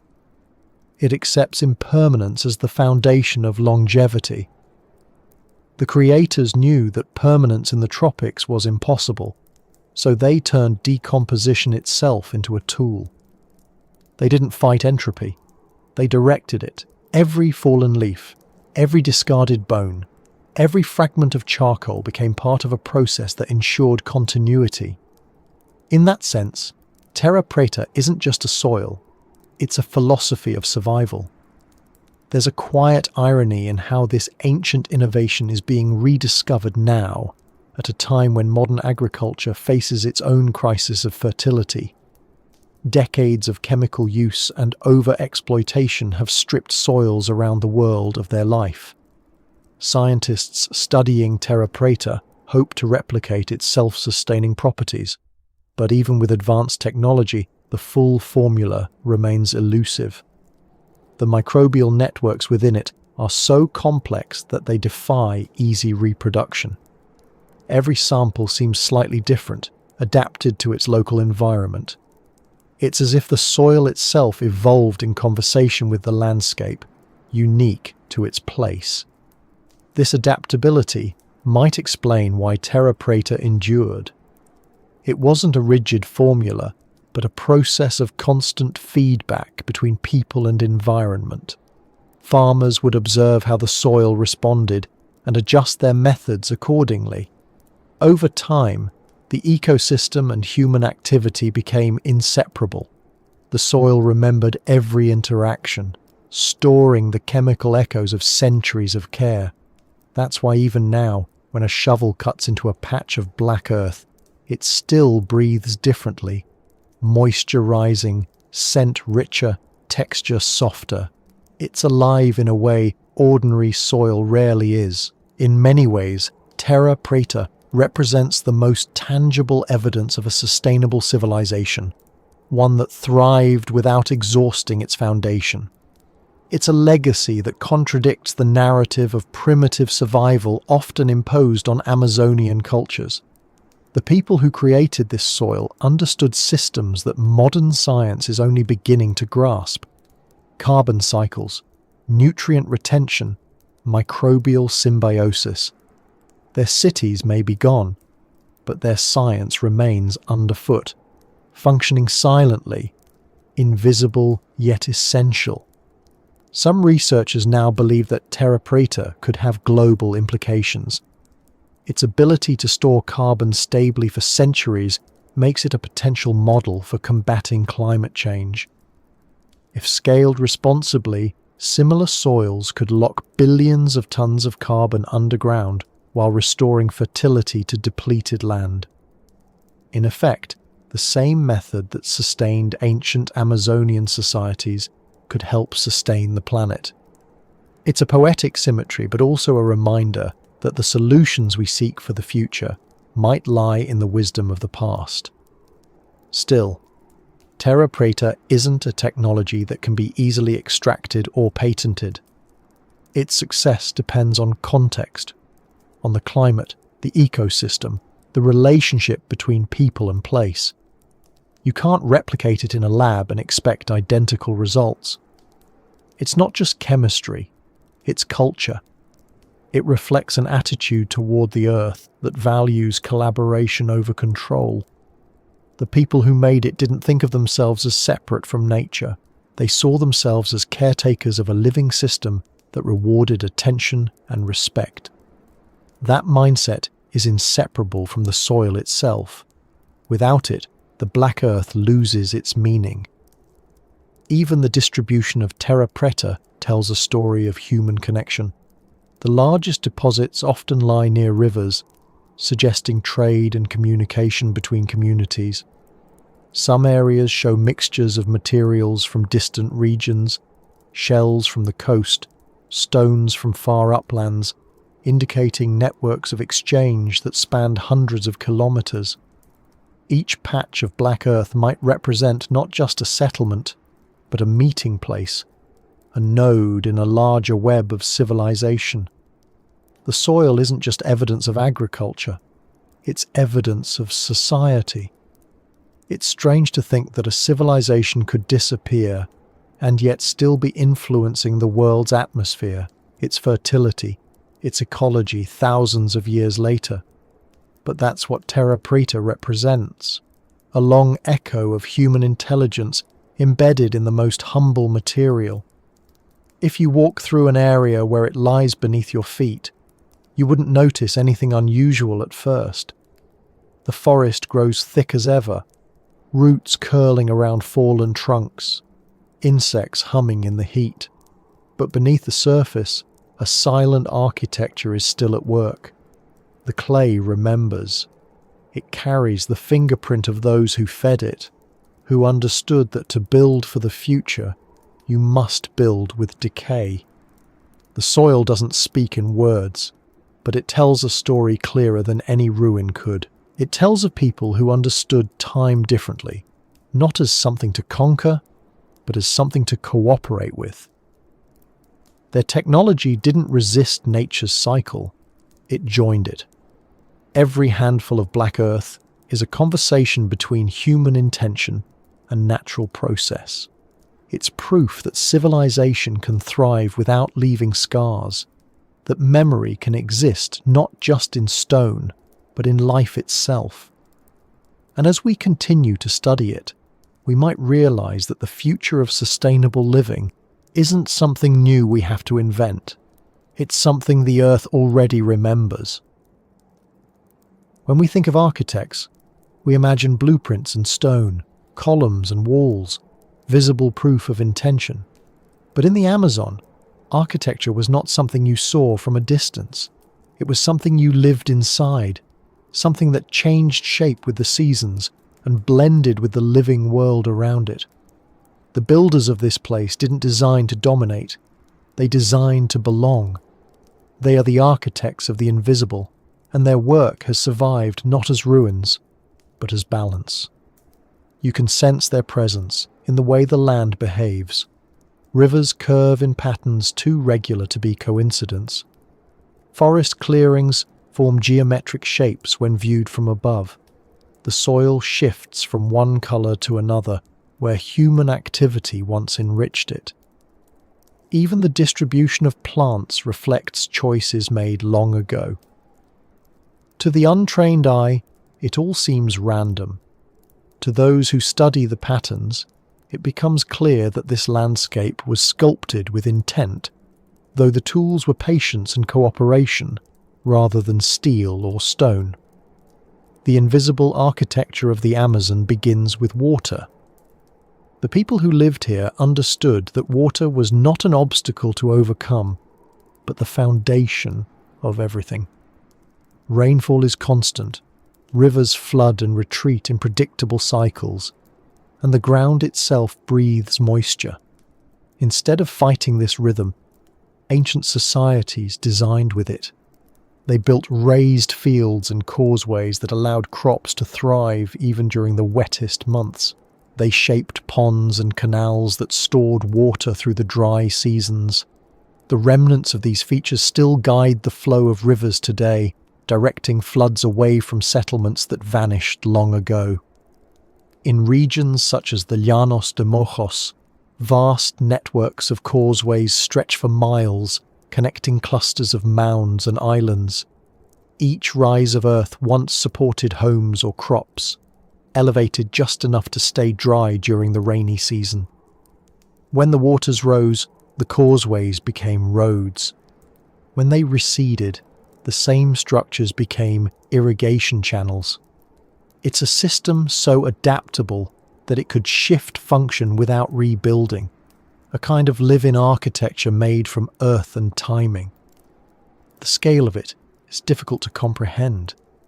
Even with modern equipment, recreating such a system would be a monumental task. Yet the builders accomplished it using little more than observation, labour, and an intimate understanding of their environment.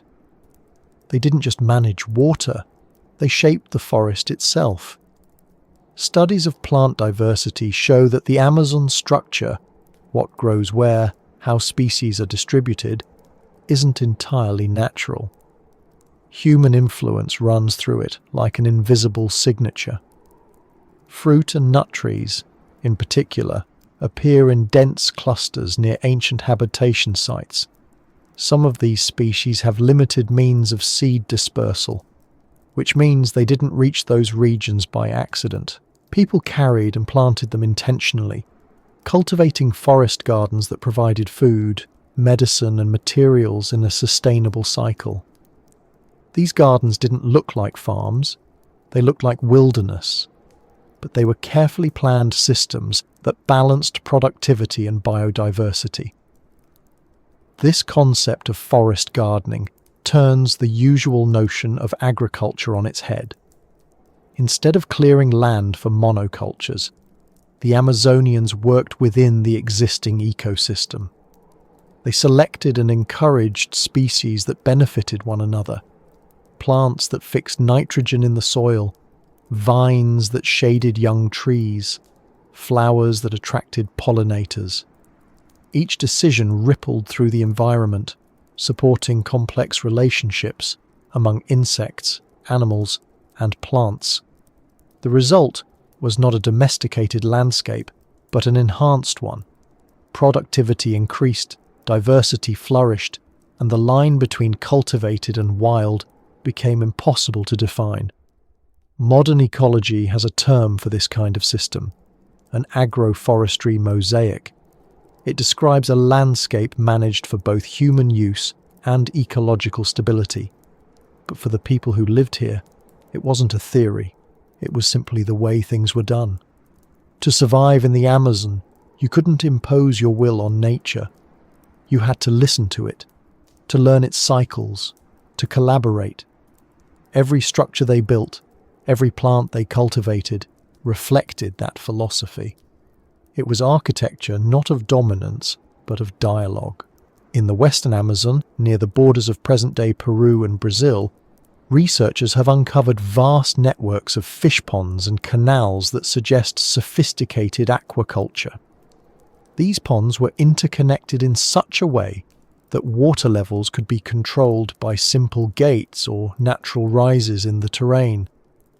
Fish could be trapped, bred, and harvested according to seasonal rhythms. This system provided a steady source of protein without depleting natural populations. Some of the species farmed in these ponds are still central to local diets today, their habitats maintained unknowingly by descendants of the same ancient techniques. Such systems required not only engineering skill, but also long-term coordination. Managing canals, fields, and gardens across wide regions implies communication between communities, shared knowledge, and organized labor. These were not isolated tribes improvising survival. They were societies that understood systems thinking on a level that rivals modern environmental science. They built networks, not monuments. Their cities were ecological engines rather than collections of buildings. The proof of their existence lies in the functioning of the landscape itself. The most remarkable aspect of this invisible architecture is its resilience. Long after the people who designed it disappeared, the systems they built kept working. The soils remained fertile. The water channels continued to guide floods. The forest gardens regenerated naturally. Their work became self-sustaining. It's rare in human history for infrastructure to improve over time rather than decay, yet that's precisely what happened here. The Amazon's stability, its capacity to recover from disturbance, may still depend on the foundations they laid centuries ago.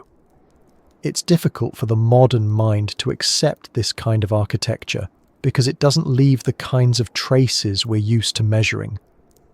There are no ruins to photograph, no walls to restore, no inscriptions to translate. The evidence exists in patterns too large or too subtle for easy observation. You have to look through the forest canopy from above, or dig carefully through layers of soil to see it. It demands patience and humility, a willingness to believe that civilization can exist without spectacle. There's a quiet brilliance in that invisibility. The architects of the Amazon didn't build for admiration. They built for participation. Their designs were open-ended, meant to change as the forest changed. A canal could become a river, a garden could become a grove, a mound could turn into a hill. The structure wasn't fixed, it was cyclical. To them, invisibility wasn't loss, it was success. When the forest absorbed their work completely, it meant the system was functioning as intended. Even today, local communities maintain practices that echo these ancient principles. They rotate crops through forest gardens, allowing the land to rest and recover. They burn small plots carefully to refresh the soil, mimicking natural cycles of disturbance and renewal. They manage water with an awareness that flooding isn't disaster, but opportunity. When asked how they learned these methods, many say simply that the forest taught them. That statement isn't metaphorical, it's literal. Observation passed down through generations has replaced written instruction. The forest itself remains the teacher, its rhythms the syllabus. Archaeologists often find themselves in awe of the precision with which these ancient engineers managed to align human systems with ecological ones. In many ways, their work anticipated concepts that only emerged in modern times: resilience, feedback loops, sustainability. The difference is that they didn't frame these ideas as science. They framed them as common sense. When everything you build must coexist with humidity, insects, floods, and decay, you learn that permanence is an illusion. The goal isn't to resist entropy, but to harmonize with it. That understanding guided every layer of their architecture. Their invisibility also had another advantage: protection. By building structures that blended into the environment, they minimized damage from storms and erosion. Materials decayed naturally and replenished the soil. Waste was absorbed rather than accumulated.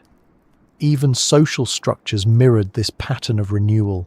Communities were fluid, shifting with resources and seasons rather than bound to rigid territories.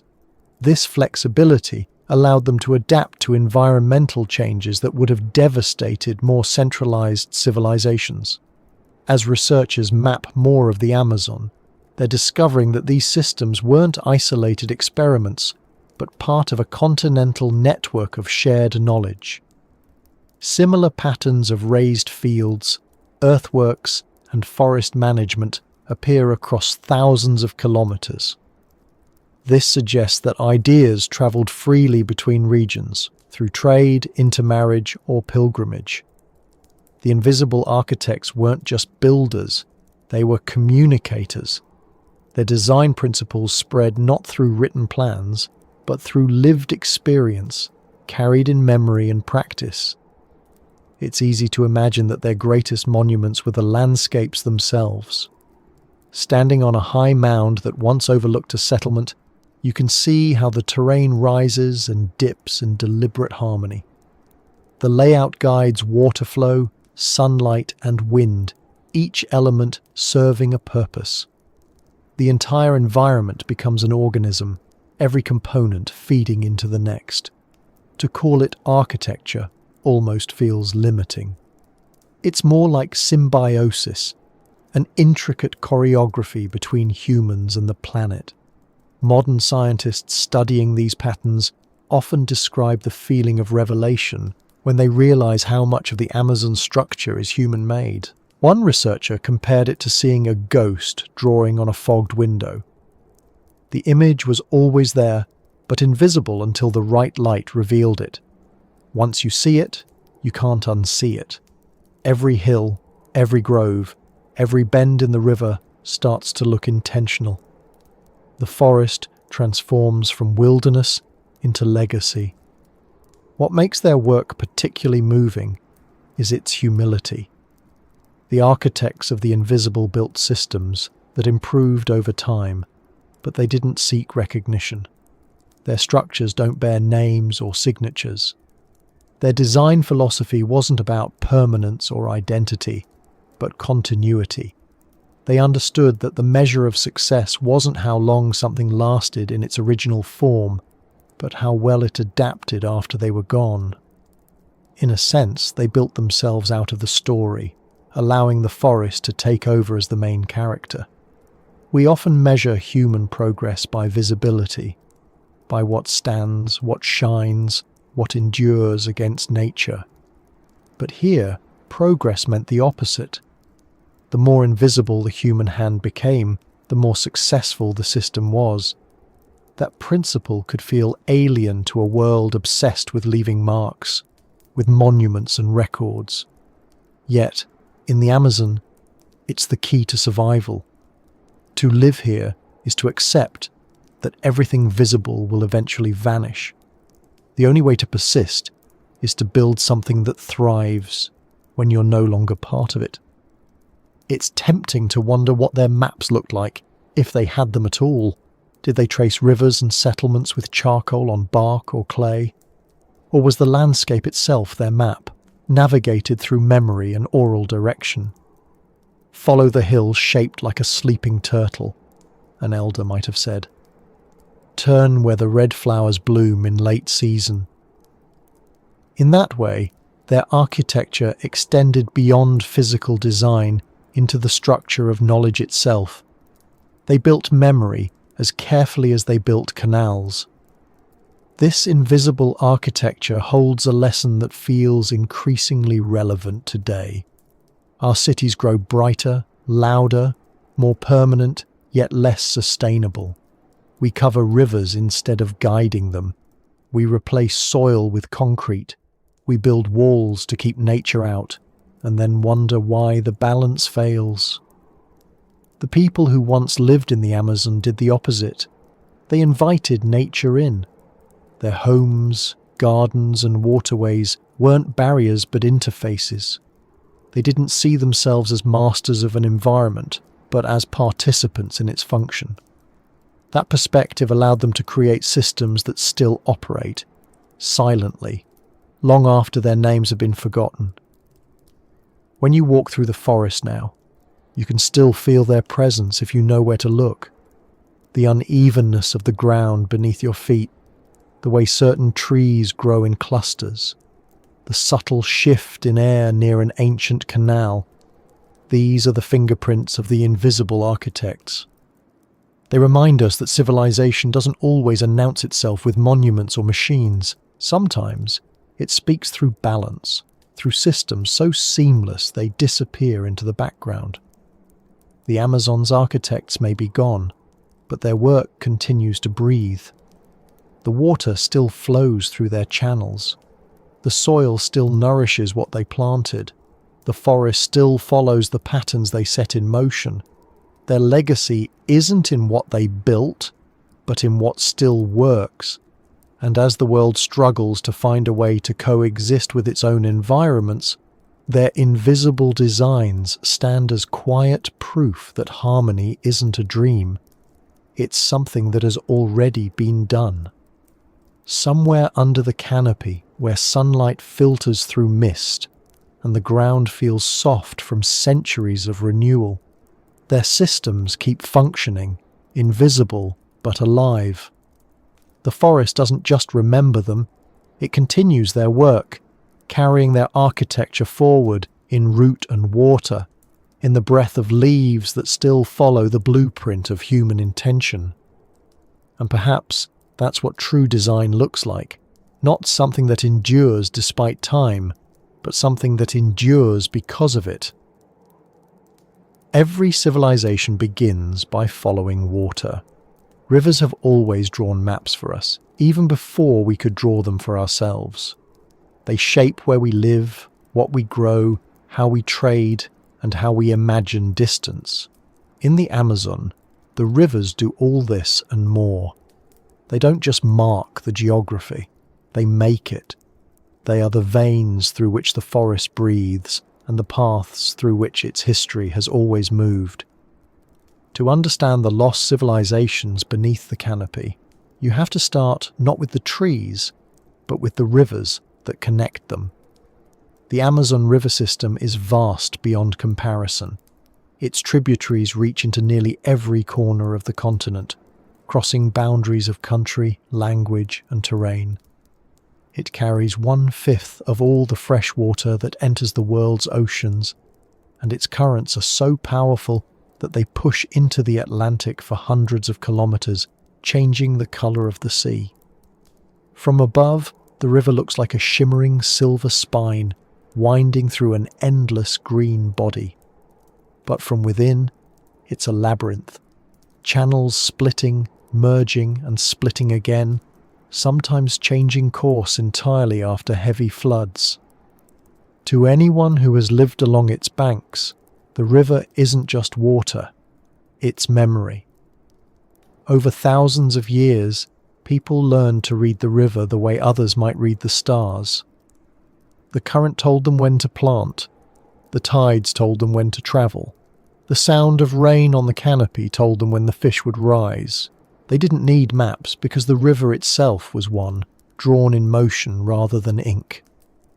Every bend, every sandbar, every confluence carried meaning. The river was both a guide and a storyteller. And when you listen to the stories buried in its shifting banks, it becomes clear that the river also remembers. The course of the Amazon has changed many times since humans first settled along it. It floods regularly, carving new paths and abandoning old ones. Each time it shifts, it buries part of the past beneath layers of silt, leaving behind fossilized channels, pale, winding scars visible only from the air. When archaeologists began mapping these paleo channels, they realized something extraordinary.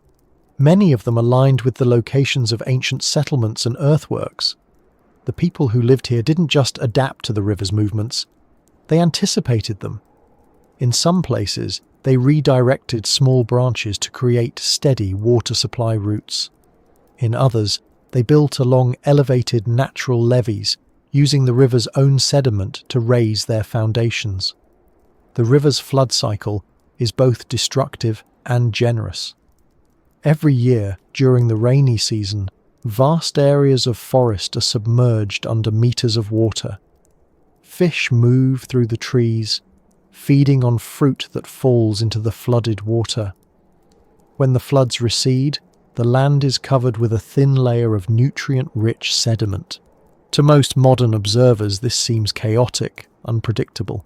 But to the people who once lived here, it was opportunity.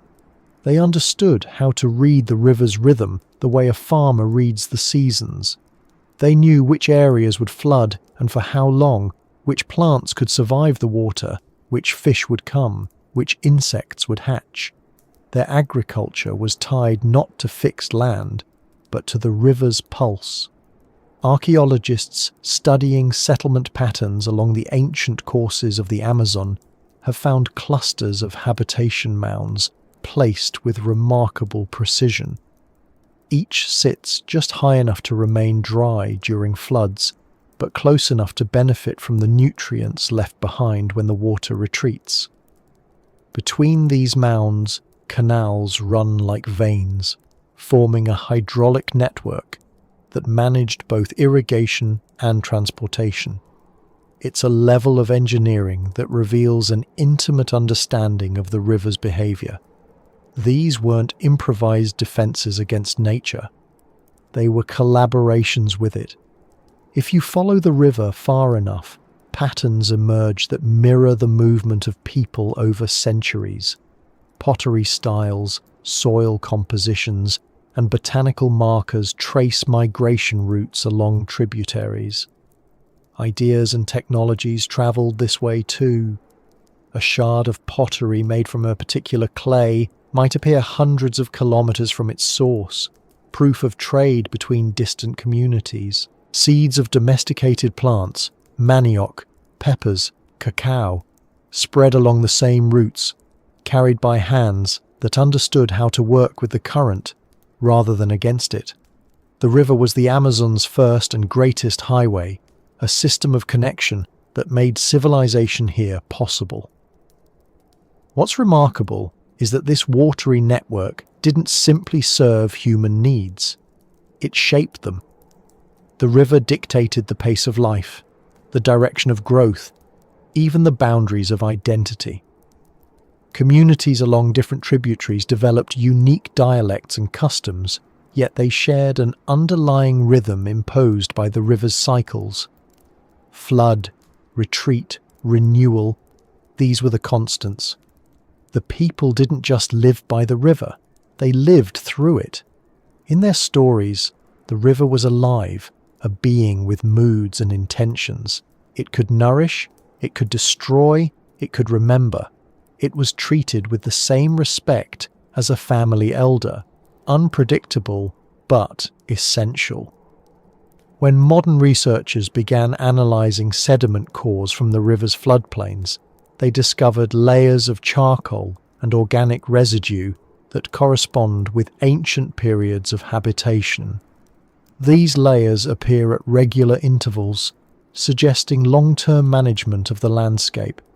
Some scientists believe the river's current pattern of stability, its ability to recover quickly from extreme floods, might actually be a legacy of those early modifications. By diverting water, building levees, and maintaining vegetation buffers, the ancient inhabitants may have helped regulate the flow of one of the most dynamic water systems on Earth. In other words, the river as we know it might be partly human-shaped, its equilibrium inherited from forgotten engineers. There's a subtle beauty in that possibility. It means that the river itself carries within its currents the design of human hands. Every drop of water moving through its channels might be tracing a path drawn long ago by people who saw the world not as something to control, but as something to choreograph. They worked with forces larger than themselves, leaving behind patterns that outlasted their names. In that sense, the Amazon River isn't just a natural wonder. It's a living archive of human intention written in water. In certain parts of the basin, researchers have discovered ancient channels that align perfectly with current tributaries, suggesting that some modern rivers follow routes first engineered by humans. Others diverge sharply, leaving behind oxbow lakes that still bear traces of habitation. When you fly over these regions at low altitude, the shapes become clear: loops, curves, and fragments of old courses filled with darker water. Around them, the forest grows thicker, nourished by centuries of accumulated sediment. These lakes act like fingerprints of the river's memory, each one marking a place where time folded back on itself. The people who lived by these shifting waters must have developed a profound sense of impermanence. They couldn't rely on the ground to stay still, so they built flexibility into everything. Their fields moved, their homes were rebuilt, their paths changed as the river changed. Permanence wasn't the goal. Resilience was. The culture that flourished here learned to live with motion, to trust the rhythm of change. That mindset might be one of the reasons their civilization endured as long as it did. When others tried to resist nature's cycles, they adapted to them. In this way, the Amazonian relationship with the river resembles a conversation rather than a struggle. Every flood was an answer to a question. Every shift in course was a correction. The people adjusted, and the river responded. It's easy to imagine that after centuries of this interaction, the boundary between human design and natural process disappeared completely. The river became both the architect and the inhabitant. Even today, indigenous communities treat the river as a partner.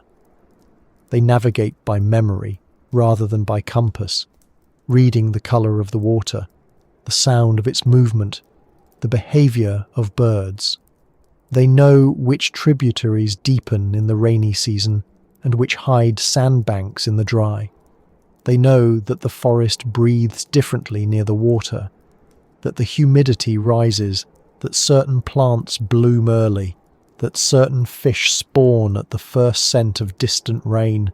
Their relationship with the river is inherited, not learned from books, but from experience passed down across countless generations. They carry the map, not in their hands, but in their senses. Modern scientists, for all their instruments, are only beginning to grasp how deeply intertwined the river and its people have always been. Hydrologists now use satellite data to study patterns that indigenous navigators have known intuitively for centuries. What satellites see as seasonal variation, local fishermen recognize as the breathing of the river. What researchers describe as nutrient flow, the people describe as the river's generosity. Both are correct, just in different languages. The dialogue continues, bridging millennia of knowledge through water that has never stopped moving. Some of the oldest legends in the Amazon tell of a time when the rivers spoke to each other. They say that every stream once had a spirit that guided it, and that these spirits gathered at the confluences to decide where the next flood would go. To an outsider, that might sound like a metaphor, but if you think about the way the hydrological system works, it's surprisingly accurate. Each tributary influences the next, every flow affecting all others downstream. The system decides its course collectively, through interaction rather than command. The people who told those stories understood this intuitively. Their myths weren't fantasies. They were models of observation translated into story. Archaeologists studying settlement locations have noticed that the largest ancient sites almost always lie near river junctions. These places weren't just convenient for trade, they were symbolic. The meeting of waters represented balance, cooperation, and renewal. Ceremonies were likely held there to honor the river's cycles. Offerings found in these areas, shell beads, carved stones, painted pottery, suggest gatherings that combine the sacred and the practical. It's possible that these confluences served as both marketplaces and temples, blending commerce, ecology, and spirituality into a single system of meaning. The river's ability to shape not just the land but the culture is visible even in language. In several indigenous tongues, the word for world and the word for river are nearly identical. Life is defined through flow. To exist is to move, to change, to be carried forward. It's an idea that feels profoundly different from the way most of the modern world thinks about permanence. For the civilizations that once lined the Amazon's banks, stability didn't mean stillness. It meant the ability to move without losing form, like water itself. When you trace the river's ancient channels through satellite images, you begin to see something else. How the water has been drawing its own map for millions of years, shifting and redrawing as if correcting mistakes. Human beings simply added another layer to that ongoing process. The canals, levees, and ponds of ancient engineers were the river's collaborations, not its impositions.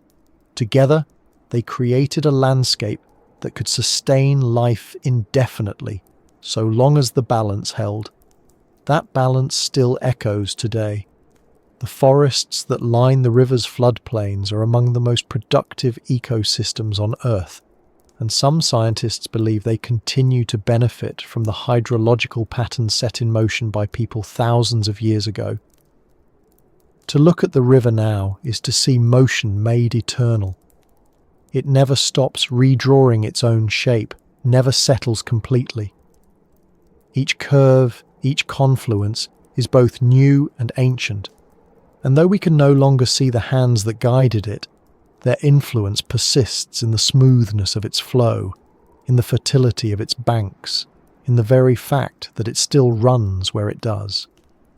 The river remembers because it never stops moving. Its map is written in motion, a record that can't be erased because it's rewritten every moment. If the forest erases time, the river preserves it. Every particle of sediment it carries holds fragments of the past, ash from ancient fires, pollen from forgotten gardens, grains of soil once shaped by human hands. The water keeps these memories in circulation, carrying them from one generation to the next, blending them with new life. When it rains in the highlands, the water that falls may contain the ghost of a civilization dissolved long ago, still travelling, still connecting, still shaping the world quietly from beneath the surface. Somewhere along the river's endless course, a fisherman casts his net at dawn, unaware that beneath his boat lies the buried outline of a canal built 1,000 years ago. The current that pulls his line is the same that once guided trade between distant settlements. The ripples his paddle makes are small, fleeting, but they join the same motion that has never ceased. The river keeps drawing its maps, one current at a time, guided by memories that never had names, writing the history of a civilization that trusted it enough to let it lead the way. Every tree in the Amazon stands because of what happens below it. The forest we see, the green vastness that seems to stretch forever, is only the visible half of something much larger. Beneath the roots, an entire world hums quietly, unseen but always active. It's not just soil and stone, it's a living network, a web of relationships that carries messages, exchanges nutrients, and balances the rhythm of growth and decay. This underground pulse is what keeps the forest alive, and it may also be the last place where the memories of its earliest civilization still persist. When scientists first began to study the Amazon's subsurface ecology in detail, they expected complexity, but not this kind. What they found was a system that behaves almost like a living organism. Fungal threads, so thin you could fit hundreds across a single strand of hair, connect trees across entire regions, allowing them to share water, carbon, and chemical signals. These networks are called mycorrhizae, and they form the foundation of the forest's communication system. A tree shaded by taller neighbours can receive nutrients from others miles away. A sapling in poor soil can survive because the roots of a distant giant feed it. This constant exchange creates stability. It's what allows the forest to recover from storms, fires, and floods. But the more scientists mapped these underground structures, the more they noticed something strange. In many areas where ancient human settlements once stood, the networks behave differently. The density of fungal connections is higher. The distribution of nutrients is more uniform. Certain bacteria, which thrive only in enriched soil, are more abundant. In other words, the forest's pulse still carries the imprint of human influence.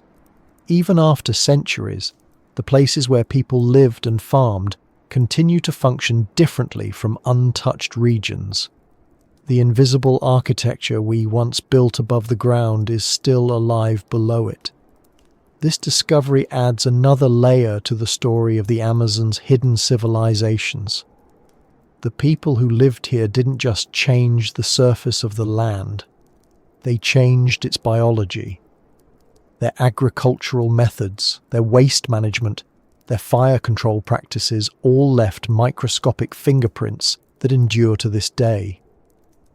The terra preta soils, for instance, act as reservoirs for microbial diversity, supporting ecosystems that outlasted their creators by millennia. The bacteria and fungi living in those soils are now part of the forest's metabolic memory, performing the same tasks they did when humans tended the fields. The forest continues to breathe through systems we helped build, even though we no longer understand their full design. When you walk through the forest, you can feel that hidden heartbeat in subtle ways. The air feels different near old habitation sites, thicker, moister, somehow more alive. The ground gives slightly underfoot, soft but firm, a sign of deep organic matter. The roots form tangles so dense that they hold water like a sponge. Even the insects behave differently, drawn to the chemistry of the soil that still echoes with human life. Every layer of this environment, from canopy to subsoil, is connected to that ancient pulse. It's not metaphor, it's physics and biology intertwined. Modern technology has allowed researchers to map these networks in astonishing detail. Ground-penetrating radar and molecular analysis reveal the structure of root systems and microbial colonies as if they were circuits in a living computer. The complexity rivals anything we've built above ground. And yet, it's also fragile. Disturb one part of it, clear a section of forest, drain a wetland, and the balance shifts across kilometers. What's remarkable is that the areas associated with ancient human modification tend to recover faster after disturbance. It's as though the system learned resilience from its history. Some scientists refer to this as legacy fertility. It means that the benefits of past human management persist for centuries, even in the absence of continuous cultivation. The microorganisms that thrived in terra preta soils, for instance, spread slowly outward, colonizing surrounding regions and improving their productivity. The forest carries forward the human influence not as scar tissue, but as adaptation. The pulse beneath the roots doesn't discriminate between natural and artificial, it only sustains. This merging of human and natural history challenges one of our deepest assumptions, that ecosystems exist in opposition to civilization. In the Amazon, the two are inseparable. The forest's underground networks are both ancient and modern, both natural and cultural. Each root carries a lineage not just of plant evolution, but of human interaction. The rhythm of exchange beneath the soil mirrors the social systems that once flourished above it. Cooperation, sharing, feedback, these are as essential to the forest as they once were to the people who lived within it. When archaeologists take soil samples from these ancient regions, they find microscopic remains of charcoal and organic matter that tell a story of careful balance. Controlled burns enrich the soil without destroying it. Plant remains indicate intercropping systems designed to support each other's growth. The placement of trees and crops optimized sunlight and humidity. These weren't random practices. They were experiments repeated over generations until the system reached equilibrium. The results are still visible today, not in ruins, but in resilience. If you could see the forest underground, it would look less like chaos and more like design. The root networks form dense clusters around nutrient-rich zones, spreading outward in delicate patterns.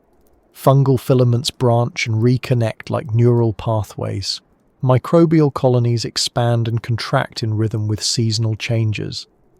Each element contributes to a larger stability, and deep within that structure, remnants of human influence hum quietly. A slightly higher carbon content here, a different pH there, a layer of pottery shards now fused with clay. The system doesn't distinguish between ancient waste and natural sediment. It all becomes part of the same living cycle. There's a sense of continuity in this invisible world that's easy to overlook when you focus only on what's visible. The forest's beauty, the sound of rain, and the shimmer of leaves all depend on processes that never see daylight. And those processes, in turn, depend on the remnants of human interaction that still shape the chemical and biological composition of the soil. It's as if the forest learned from us, incorporated our methods into its own metabolism, and carried them forward long after we disappeared. In one study conducted in Western Amazonia, scientists found that areas once inhabited by ancient societies contained up to twice the microbial diversity of surrounding soils. These microbes play a crucial role in nutrient cycling, breaking down organic matter and releasing elements essential for plant growth. Their abundance makes the forest more productive, more stable, more capable of absorbing change. The people who lived here may not have known the term biodiversity, but they cultivated it intentionally. Their actions centuries ago continue to ripple through the forest's current physiology. The pulse beneath the roots still beats with their rhythm. It's not only biology that carries these traces. The minerals themselves, iron, phosphorus, silica, bear chemical signatures of ancient human activity. In some places, the magnetic properties of the soil are subtly altered by repeated exposure to low-temperature fires. This means that even when all visible artifacts are gone, the soil retains a physical memory of civilization. Instruments sensitive enough can read that memory like a soft echo, a whisper from a vanished world. When you think about it that way, it becomes clear that the Amazon isn't just a forest. It's a living archive. Its trees, rivers, and soils record the interactions of countless generations, storing information in molecular form. Every fallen leaf adds another line to the story. Every root that spreads carries the message forward. The people who once lived here might not have built monuments, but they left behind something far more enduring, a functional legacy written into the metabolism of the planet. The pulse beneath the roots also carries a lesson about humility. For centuries, we assumed that advanced civilizations must leave visible marks, temples, walls, roads. But here, advancement meant disappearing gracefully into the system you built.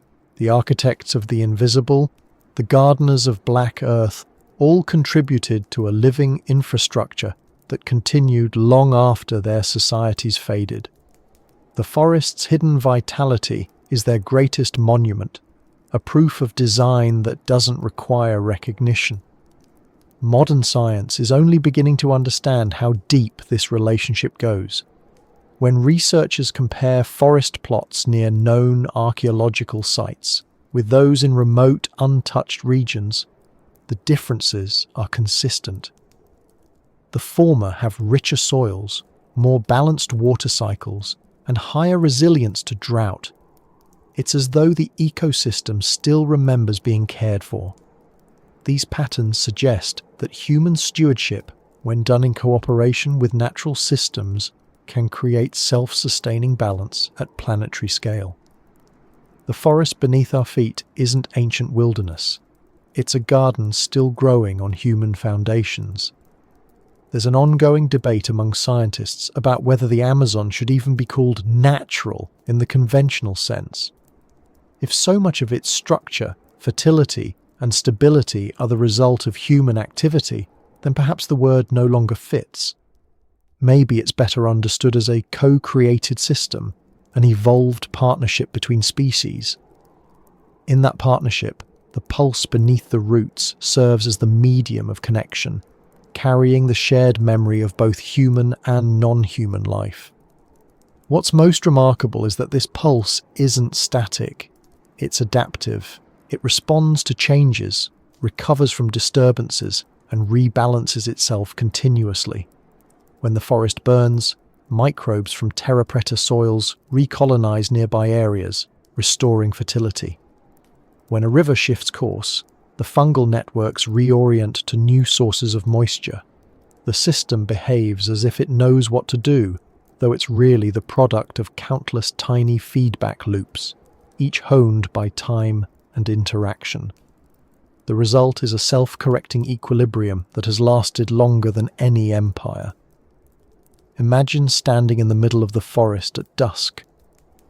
The air is thick with scent and sound, the faint hum of insects, the distant call of birds settling for the night. Beneath your feet, millions of tiny organisms are still working, digesting, exchanging, communicating. You can't see them, but they are as active as the stars above are still.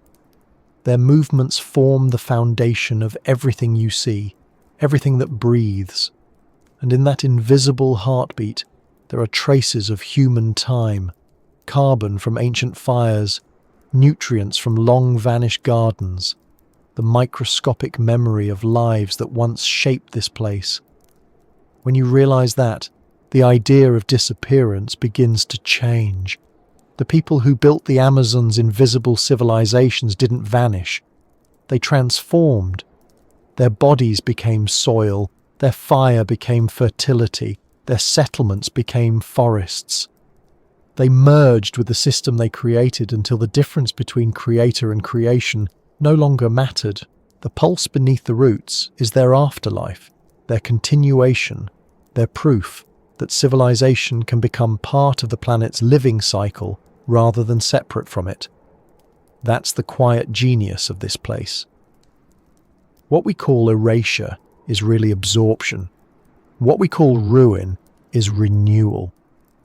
The forest remembers in function rather than in form. Its hidden pulse carries forward the intelligence of those who once listened closely enough to hear it. And as long as the roots keep growing and the fungi keep connecting, that pulse will continue, steady, silent, invisible, keeping alive a civilization that never truly ended, only changed its shape. Discovery is never as sudden as it looks from the outside. What seems like a breakthrough usually begins with long, quiet years, filled with waiting, observation, and repetition. The Amazon has taught every scientist who works within it that revelation doesn't come from haste. It comes from stillness. The forest doesn't yield its secrets to those who rush. It reveals them slowly, in fragments, during the silences between measurements and the pauses between expeditions. When researchers talk about working in the Amazon, they often describe a sense of constant humility. The landscape dwarfs every attempt to control it. Instruments fail in the humidity, data is lost to storms, equipment rusts overnight, GPS signals falter beneath the canopy, compasses spin uselessly near deposits of magnetized stone. You can plan an entire study for months and watch it vanish in an afternoon of rain. The forest doesn't accommodate precision easily.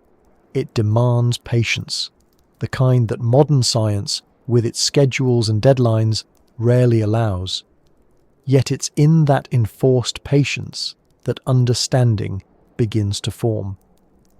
Much of what we now know about ancient Amazonian civilizations was discovered not through excavation, but through attention.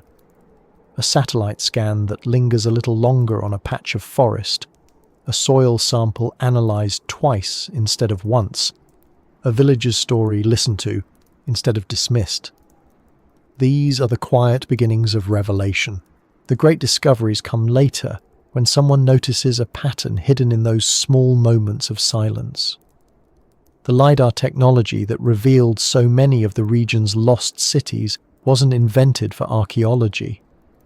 It was meant for mapping terrain and studying deforestation.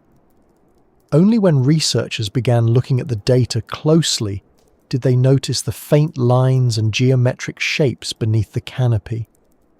What appeared at first to be natural irregularities were, on closer inspection, the outlines of plazas, roads, and causeways.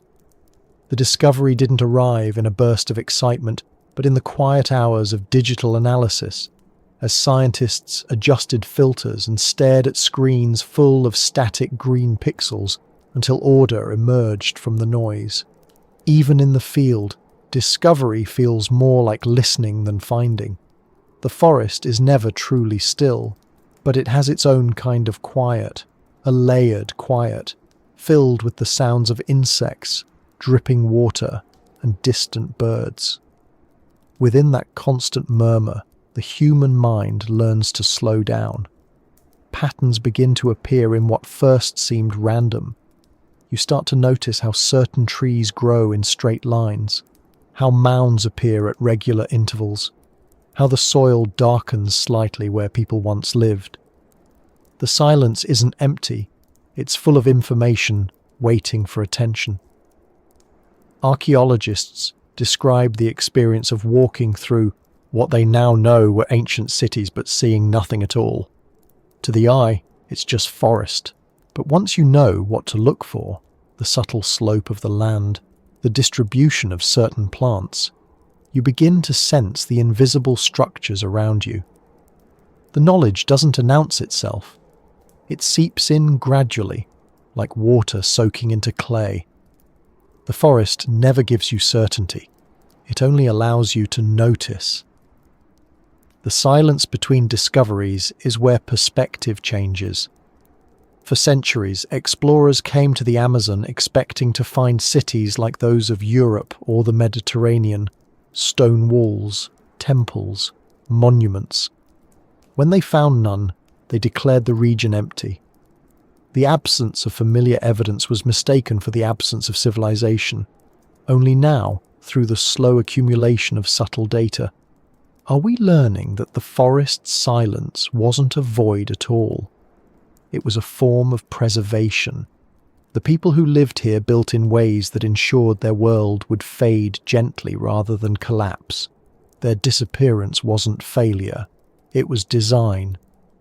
Modern archaeology often struggles with this concept because our tools are built to measure material, not intention. We can detect carbon residue, map ancient roads, date pottery fragments, but understanding why a society chose to leave no ruins requires a different kind of knowledge. It requires empathy, patience, and an ability to sit in the silence without forcing an answer. Many of the scientists working in the Amazon now speak of the need to merge disciplines, to combine soil chemistry with anthropology, ecology with history, and perhaps most importantly, science with listening. Some of the most important clues to the Amazon's past come not from instruments, but from people who have never left it. Local and indigenous communities often know where to dig, what to look for, and which places carry meaning. Their stories point researchers toward anomalies that would otherwise go unnoticed. The forest's silence speaks through them. They understand its pauses, its cycles, its moods. When scientists learn to listen to those voices with respect, discoveries tend to follow. This collaborative approach has already changed the course of Amazonian archaeology. For decades, expeditions focused on extraction, collecting artifacts, removing samples, documenting ruins. Now the work is slower and more participatory. Researchers spend months building trust, learning the language of local communities, asking permission before disturbing sacred ground. What they gain in return is context, understanding not just of where something was found, but of what it meant. In a place where the line between myth and memory is thin, that context is everything. It's easy to imagine the frustration of early explorers who heard stories of vast cities and found nothing to match them. They couldn't see through the forest's camouflage, couldn't imagine that civilization could exist without stone or steel. Their silence was one of disbelief. The silence we practice now is different. It's the silence of recognition, the understanding that the forest hides not emptiness, but abundance. Each pause between discoveries is an act of respect, a way of letting the land decide when to speak. Scientific discovery in this environment depends on surrender. You can't force the Amazon to reveal itself on your timeline. Instruments fail, weather shifts, and the forest reminds you that you are small. It's in those moments when frustration gives way to acceptance that breakthroughs often occur. A researcher waiting for clear skies to resume mapping might notice a pattern in the rainfall instead. Someone stranded by floodwaters might stumble upon an earthwork visible only at high water. The forest rewards patience, not persistence. The rhythm of fieldwork here mirrors the rhythm of the forest itself. Periods of intense activity alternate with long stretches of stillness. In those quiet stretches, data is reviewed, samples are examined, and theories evolve. It's tempting to see these pauses as delays, but they're part of the process. The Amazon's secrets emerge not in bursts of revelation, but in accumulations of patience. Every small discovery adds to a growing mosaic that gradually becomes clear. Sometimes, silence isn't the absence of information, it's the presence of too much. The forest is overwhelming in its detail. Every square meter holds thousands of living organisms, every sample contains layers of history. To extract meaning, scientists must first learn what to ignore. They must simplify, filter, and focus. That act of discernment, the decision of what not to pursue, is itself a kind of listening. Discovery, in the Amazon, often depends on knowing when to stop asking questions and start observing. There are stories among field researchers about the strange psychological effect the forest has on perception. After weeks of immersion, time seems to slow. The mind adjusts to the rhythm of humidity and growth. The daily urgency fades, replaced by an awareness of patterns too gradual to notice at first. You begin to understand that nothing here is static. The soil you stand on will shift, the path you walk will close, the tree you lean against will host a new vine by morning. In that constant transformation, you realize that discovery isn't a single moment, but an ongoing process. In the silence between discoveries, many scientists find themselves thinking less about data and more about perspective. What does it mean to uncover the past in a place that resists permanence? How do you interpret a civilization that built not to last, but to evolve? These questions rarely have definitive answers, but they shape the direction of research. They remind us that archaeology here isn't just about reconstruction. It's about learning to see civilization in forms that don't fit our expectations. The patience demanded by the Amazon has changed the very language of science. Terms like site, artifact, and ruin feel insufficient to describe what's found here. The forest turns everything into process. A mound isn't just a remnant, it's part of an ongoing cycle of erosion and regrowth. A fragment of pottery isn't just debris, it's material still participating in the ecosystem, feeding roots, sheltering insects, dissolving into nutrients. Even the data scientists collect, satellite images, soil readings, DNA samples, are only snapshots of a moving system. The silence between discoveries isn't a pause between results. It's the heartbeat of a living archive. Those who have spent enough time in the Amazon speak of its unpredictability with something close to reverence. Every breakthrough feels less like conquest and more like permission. The forest allows discovery in brief intervals, then closes again, covering its traces with new growth. This cycle of revelation and concealment has shaped not only our understanding of the past, but our philosophy of exploration itself. It's no longer about mastery, it's about relationship. Perhaps that's why the discoveries made here feel different from those elsewhere.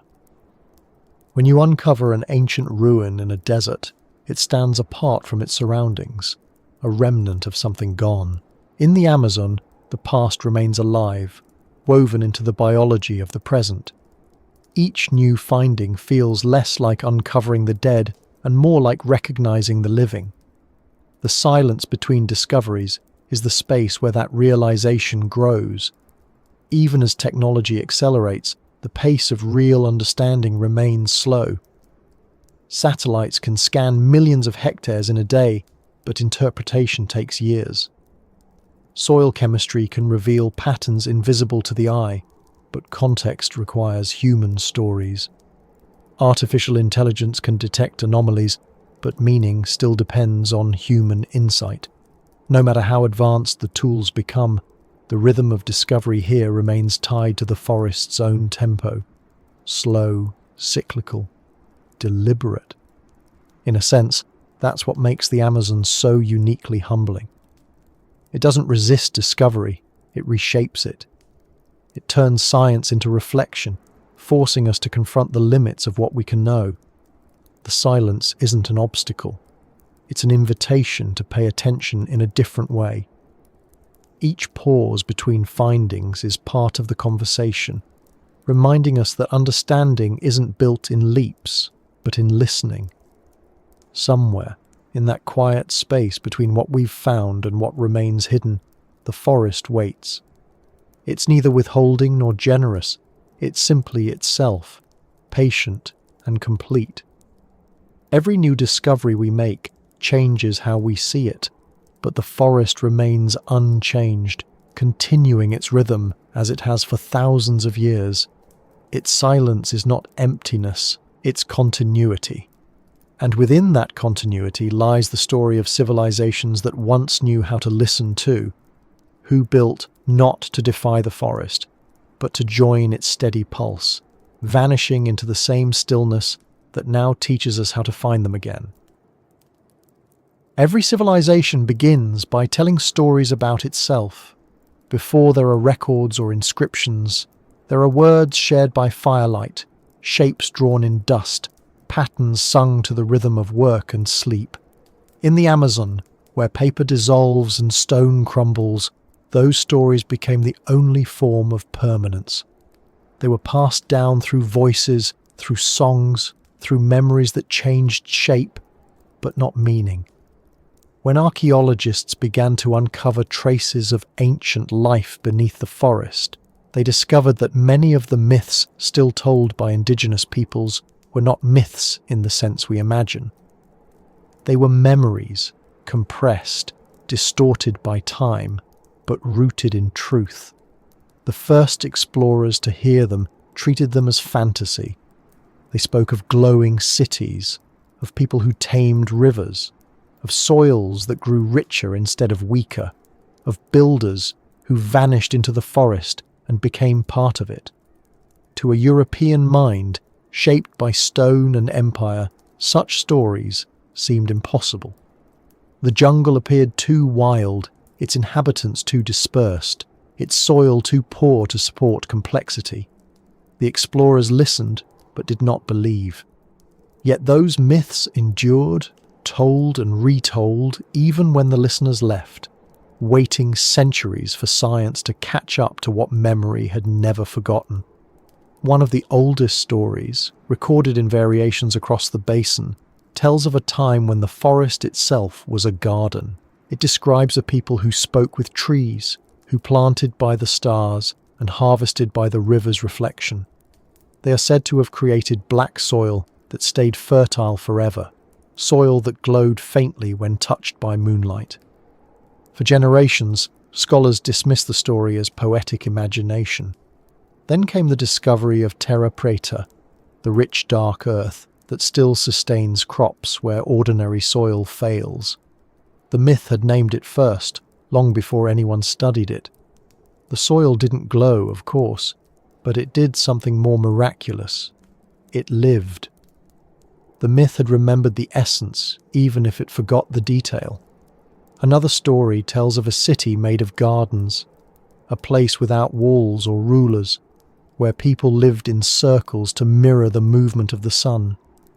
Each family cared for its own grove, and the groves joined into rings, and the rings formed great patterns visible only from the sky.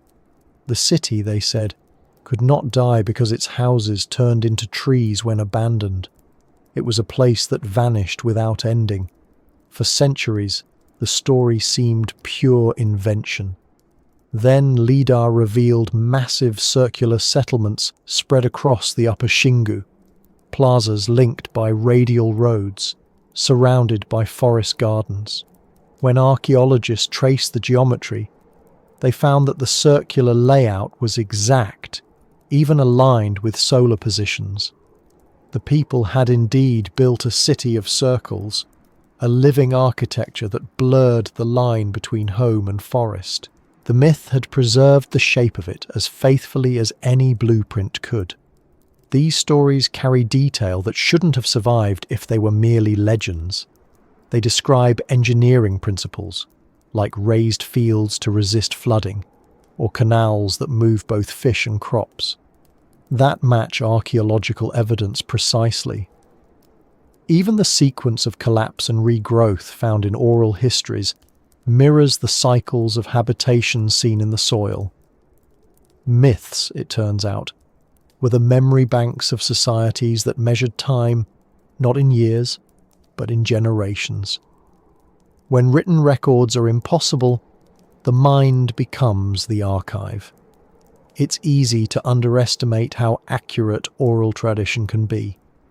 Studies of indigenous storytelling across the world have shown that myths can preserve factual information for millennia.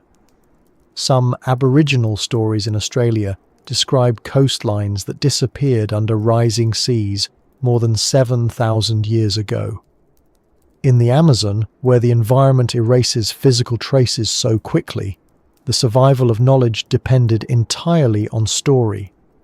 The narratives that lasted were the ones that encoded practical truths: how to farm without destroying, how to fish during floods, how to predict the rhythm of the river.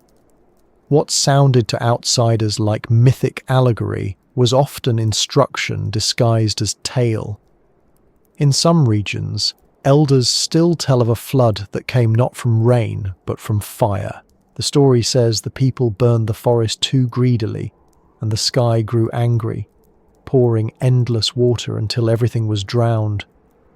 Afterward, those who survived learned to use fire gently, to burn small patches and feed the soil instead of consuming it. The legend may be one of the earliest environmental parables, a cultural memory of fire management encoded as myth. It warns against imbalance while preserving the technique that allowed people to survive. Today, when scientists study the carbon distribution in terra preta, they find exactly that: evidence of low temperature, controlled burning designed to nurture rather than destroy. The myth had been explaining the chemistry all along, just in the language of story. Many myths in the Amazon describe communication between humans and the forest itself. Trees speak through dreams, rivers whisper directions, animals carry messages. For centuries, these ideas were dismissed as superstition. But in recent years, biology has begun to reveal how accurate those intuitions may have been. Trees do communicate through chemical signals, through fungal networks, through shared stress responses. The forest does speak, though not in words. When the elders say the trees warned them of drought, they are describing a real phenomenon: the scent of certain compounds released when leaves begin to close their pores, detectable to both animals and other plants. The myths weren't metaphors. They were observations translated into the framework of language and spirit. This blending of science and story forms a bridge between the past and the present. The more researchers uncover, the more they realize that the old tales contain coded descriptions of real processes. The myth of the singing rivers, for example, describes how fish follow the sound of rainfall upstream. Modern acoustic studies show that vibrations from distant storms do indeed travel through the water, triggering migration. The myth of the forest's heartbeat, once thought poetic, aligns with measurable fluctuations in atmospheric pressure caused by daily cycles of transpiration. What was once dismissed as fantasy now appears as phenomenology, knowledge derived from patient observation, expressed through symbol. Some stories carry darker truths. There are myths about disappearance, entire peoples swallowed by the forest, leaving no trace. At first, these seemed like metaphors for death or divine punishment. But in the context of archaeology, they may describe real events: waves of epidemic disease following European contact, when populations collapsed so quickly that the forest reclaimed their settlements within a generation. The storytellers turned catastrophe into cautionary tale. They spoke of arrogance and forgetfulness, but beneath the moral message lay the memory of loss. When modern scientists map areas of sudden depopulation, they find the legends point precisely to those regions. The forest swallowed the people not out of malice, but because the rhythm they had maintained was broken. The precision with which these myths encode truth raises a question about what myth really is. We tend to think of it as fiction, a human attempt to explain what can't be measured. But in the Amazon, myth seems closer to a technology of memory, a way to transmit experience without written language. Its accuracy depends on repetition. Each generation retells the story with slight variations, but the core remains constant, anchored by rhythm and imagery. It's a system that can survive without paper because it lives in performance. The human voice becomes the hard drive of civilization. Modern researchers now collaborate with storytellers, not just as cultural informants but as co-investigators. Oral histories guide archaeological surveys, pointing towards sites hidden for centuries. In one case, a story about a hill that bleeds black water led scientists to an area rich in terra preta, its dark soil seeping into nearby streams after heavy rain. In another, tales of roads that hum when it rains turned out to describe ancient causeways whose hollow construction amplifies the sound of falling water. These coincidences are too precise to ignore. The myths were not random creations. They were maps, compressed into narrative form, guiding future generations back to the truth. Even the rhythm of these stories mirrors the patterns of the landscape, the repetition, the cycles of cause and consequence, echo the structure of the forest itself, growth, decay, renewal. The storytellers may not have known they were mirroring ecology, but the parallel is unmistakable. To remember how the world works, they told stories that behaved the same way. Each retelling was both preservation and adaptation, the same way the forest renews itself through change. One story, told among several groups along the Negro River, speaks of the people who built time. They are said to have measured days by the movement of the canopy's shadows, weeks by the rise and fall of the river, and years by the migration of birds. When they disappeared, the forest kept counting for them. It's a haunting image, the idea that time itself could continue someone's work. Yet there's a quiet truth inside it. The natural cycles that governed those ancient lives haven't stopped. The river still rises, the canopy still darkens at noon, the birds still cross the sky in their invisible calendar. The people who built time may be gone, but their clocks are still running, woven into the landscape. The persistence of these myths also challenges the assumption that knowledge must be written to endure. The Amazon's humidity destroys paper and wood, but not language. Spoken knowledge adapts. It shifts when conditions change, ensuring survival. When a flood reshapes the land, the story changes too, guiding people to new safe ground. When a plant disappears, its myth evolves to teach about the next one. That flexibility makes oral tradition more like the forest than like any library. It breathes. It rewrites itself without losing continuity. For the communities that still live along the Amazon today, these stories aren't relics. They are tools. They guide planting seasons, predict weather, and explain phenomena that modern science measures in charts. To them, there's no contradiction between story and fact. The world doesn't need to be divided that way. A myth can be both sacred and practical, both dream and data. That unity may be what allowed ancient societies to flourish here for so long. They didn't separate knowledge into categories. They wove it together like vines, letting the spiritual and the empirical support each other.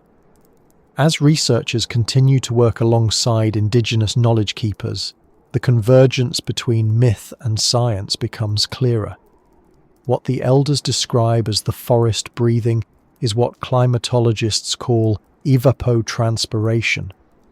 What they call the sleeping soil is what agronomists describe as microbial dormancy during drought. The language differs, but the understanding is the same.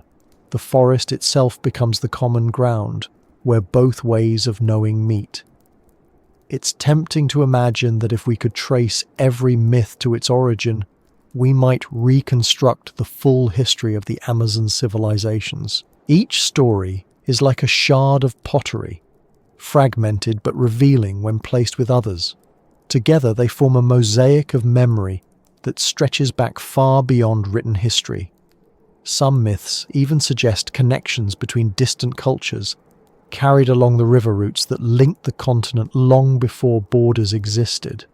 The stories travelled as the people did, adapting to each new environment, but keeping their core intact. In that sense, the myths are still doing their work. They continue to transmit knowledge across generations, bridging the gap between the world that was and the world that is. And as science slowly verifies what the stories have been saying all along, a new respect is growing for this form of truth-telling. The forest, it seems, speaks in many languages: soil, water, data, and story. To understand it fully, we have to learn to listen to all of them. The myths that knew the truth are not relics of superstition. They are living evidence that observation, reverence, and imagination can preserve knowledge more faithfully than any monument. The civilizations that built them may have disappeared from sight, but their voices remain, echoing through the canopy each time a story is told. Somewhere tonight, a child will hear one of those stories for the first time, and the line of memory will extend again, unbroken, unrecorded, alive. The forest listens, as it always has, keeping both the science and the myth safe within its endless breath. For most of human history, civilization has meant construction. We've measured our progress by what we could build, by how much of the world we could shape into stone, metal, or glass. Cities grew by covering the earth, by pushing against the wild, by replacing the irregularity of nature with geometry and permanence. But in the Amazon, long before steel or empire, civilization followed a different logic. It grew instead of built. It spread through soil and seed, through root and rain. Its architecture was alive. Its monuments were ecosystems. Its legacy was the forest itself. To understand how a civilization could grow rather than build, you have to let go of what a city is supposed to look like. There were no fortresses, no plazas paved in stone, no walls to mark where human life ended and wilderness began. Instead, there were clearings, open circles where people gathered, surrounded by rings of trees chosen for their fruit, their shade, their usefulness. Homes were made from woven fibers and palms, built to breathe with the humidity, to fall apart gracefully when their time ended. Fields were planted not in rows, but in patterns that mimicked the forest, blending food crops with medicinal plants, vines, and canopy trees. Each settlement functioned like a cell in a living organism, self-contained but connected to the whole. Archaeologists who map these ancient sites describe them as garden cities. From the air, they appear as faint geometric impressions beneath the canopy. Circles, squares, lines. On the ground, they feel like ordinary forest. Yet the soil, the plant distribution, and the subtle topography reveal planning. The people who lived here designed with growth, not with bricks. Their creations weren't assembled, they were cultivated. This approach required a kind of patience modern societies rarely practice. Building with living materials means thinking in generations rather than years. A tree planted for its fruit might not bear for a decade. A grove meant to stabilize the soil could take 50 years to mature. The people who cultivated these systems understood that they were part of a timeline far longer than their own lifespans. They didn't build to be remembered. They built so that life could continue after them.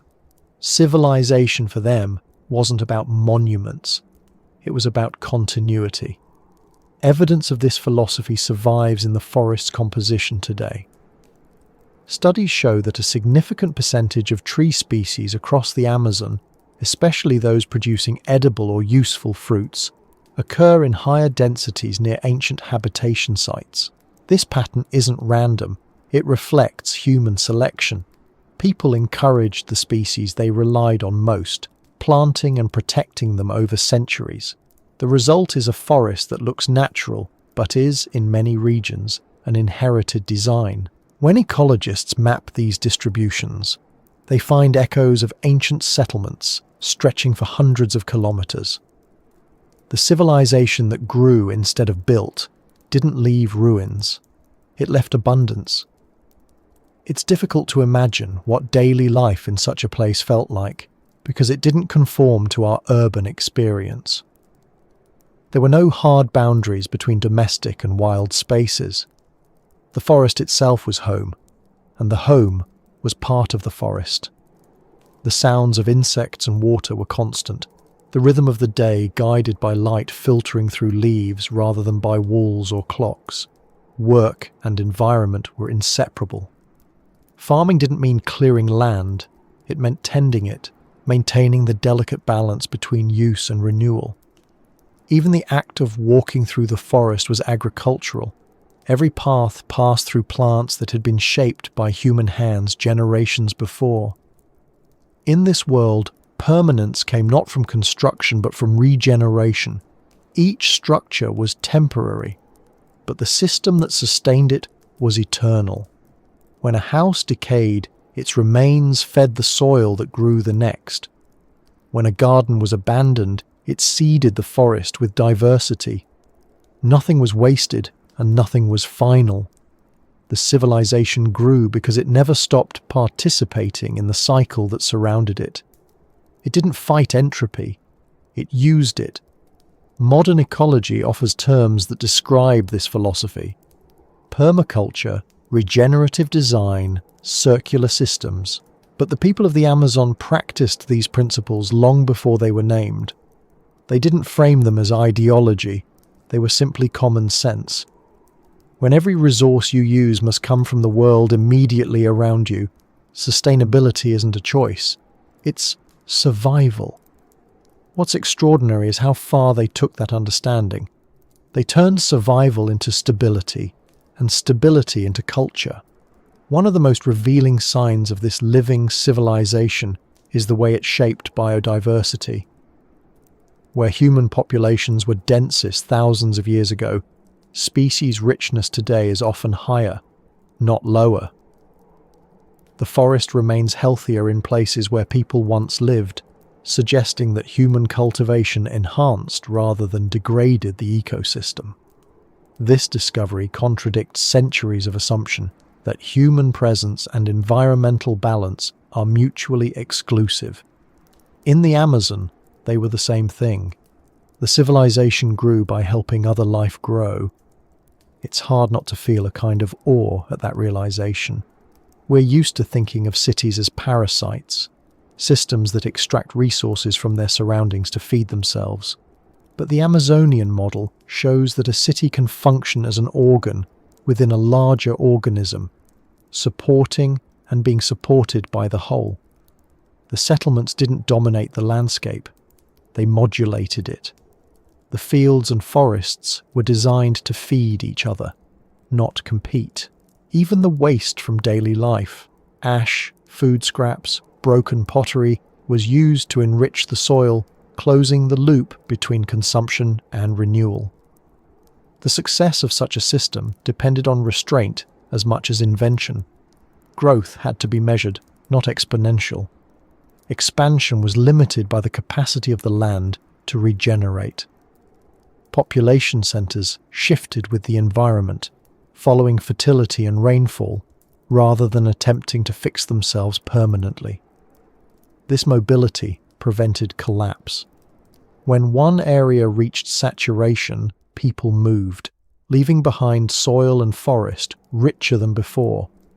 Over centuries, This created a mosaic of cultivated ecosystems that blended into one another, each a chapter in the story of a civilization that preferred adaptation to permanence. The mindset required for this way of living is difficult for modern societies to imagine. It demands comfort with impermanence, faith in processes you'll never see completed, and the humility to let nature finish what you began. The people who grew their civilization this way didn't see themselves as conquerors of the forest. They saw themselves as collaborators, caretakers in a system too vast to own. Their architecture was seasonal, their agriculture cyclical, their technology biological. Everything they made was designed to decay beautifully. When archaeologists study the distribution of ancient earthworks, they find no evidence of defensive walls. There are no fortifications, no signs of large-scale warfare. Instead, there are networks, roads connecting settlements, canals linking water systems, trails guiding the movement of goods and ideas. The civilization that grew didn't isolate itself. It spread through cooperation. Trade was not just economic, but ecological. Seeds, tools, and knowledge moved along the same routes as stories and beliefs. The forest itself became the medium of exchange, its rivers and paths the arteries of culture. This model of civilization challenges how we define progress. In most histories, advancement means increasing scale, centralizing power, building larger and more permanent structures. But in the Amazon, advancement meant integration, becoming more efficient at blending with the natural cycles, reducing waste, increasing biodiversity. Their success was measured not in monuments, but in how seamlessly human and environmental systems fit together. By that measure, they may have achieved something modern society has yet to replicate. Modern architecture sometimes speaks of biophilic design, the idea that structures should connect people to nature. The Amazon's ancient societies practiced this principle completely. Their homes were open to air and light, their villages oriented to water and wind. The materials they used returned to the earth without harm. Even their layout followed ecological patterns. Central plazas acted like forest clearings, promoting airflow and gathering sunlight, while peripheral gardens created microclimates that supported diverse species. Every design choice reinforced the continuity between human and natural life. It's tempting to romanticize this, to imagine a paradise of harmony untouched by struggle. But the truth was more complex. These societies faced droughts, floods, disease, and conflict just as any other. What distinguished them wasn't immunity to hardship, but the resilience of their systems. Because they built with life rather than against it, recovery was built into the structure. A flood didn't destroy the city, it nourished it.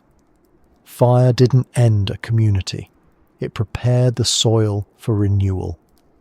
Their civilization wasn't fragile because it didn't rely on permanence, it relied on regeneration. Today, when scientists measure carbon storage in the Amazon, they find that many of the areas richest in biomass correspond to regions of ancient human settlement. The forest still carries the legacy of those who once shaped it. Their civilization, though invisible, continues to regulate the atmosphere, the climate, and the water cycles of the planet. It didn't vanish. It evolved into the ecosystem itself. Every breath of humid air, every drop of rain, is part of their inheritance. The irony is that the very success of this civilization made it impossible to recognize for centuries. Because it left no ruins, because it returned entirely to nature, it was assumed never to have existed. Yet its influence is everywhere. The soil remembers. The rivers follow old paths shaped by canals. The distribution of species traces ancient patterns of cultivation. Even the forest's resilience, the way it recovers after logging or fire, owes something to systems of renewal first established by human hands thousands of years ago. The civilization that grew instead of built is still here. We've just forgotten how to see it. If there's a lesson in its story, it may be that the future of human life depends on remembering this older model of success. We build towers to touch the sky, but the people of the Amazon built systems that touched eternity. Their cities decomposed and reformed, their materials returned to the soil, their knowledge passed into biology.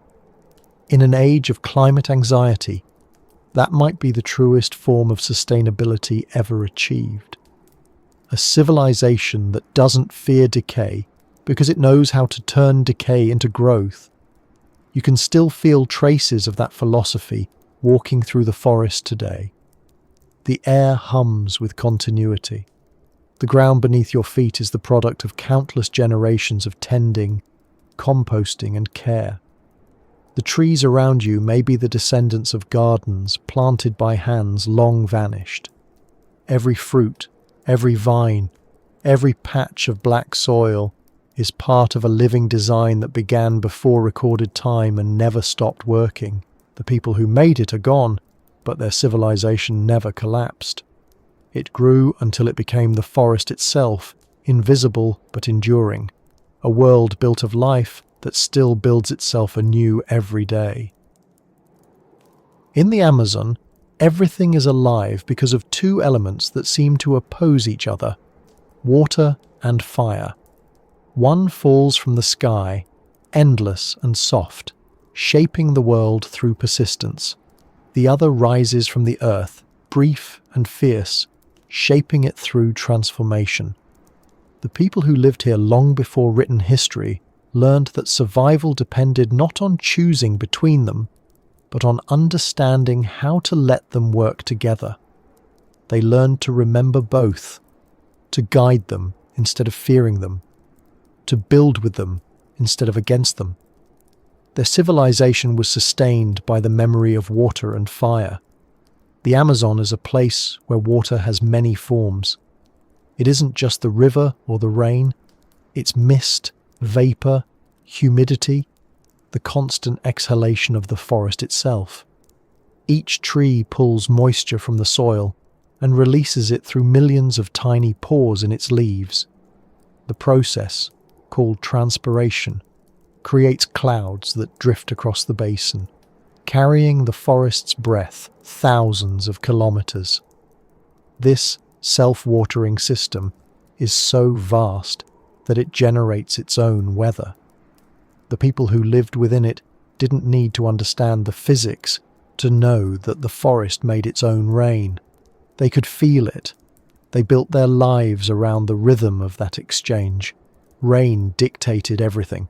It decided when to plant, when to fish, when to travel. The pattern of wet and dry seasons shaped the calendar more precisely than any clock could. The people learned to read the sky in ways we've forgotten how to do.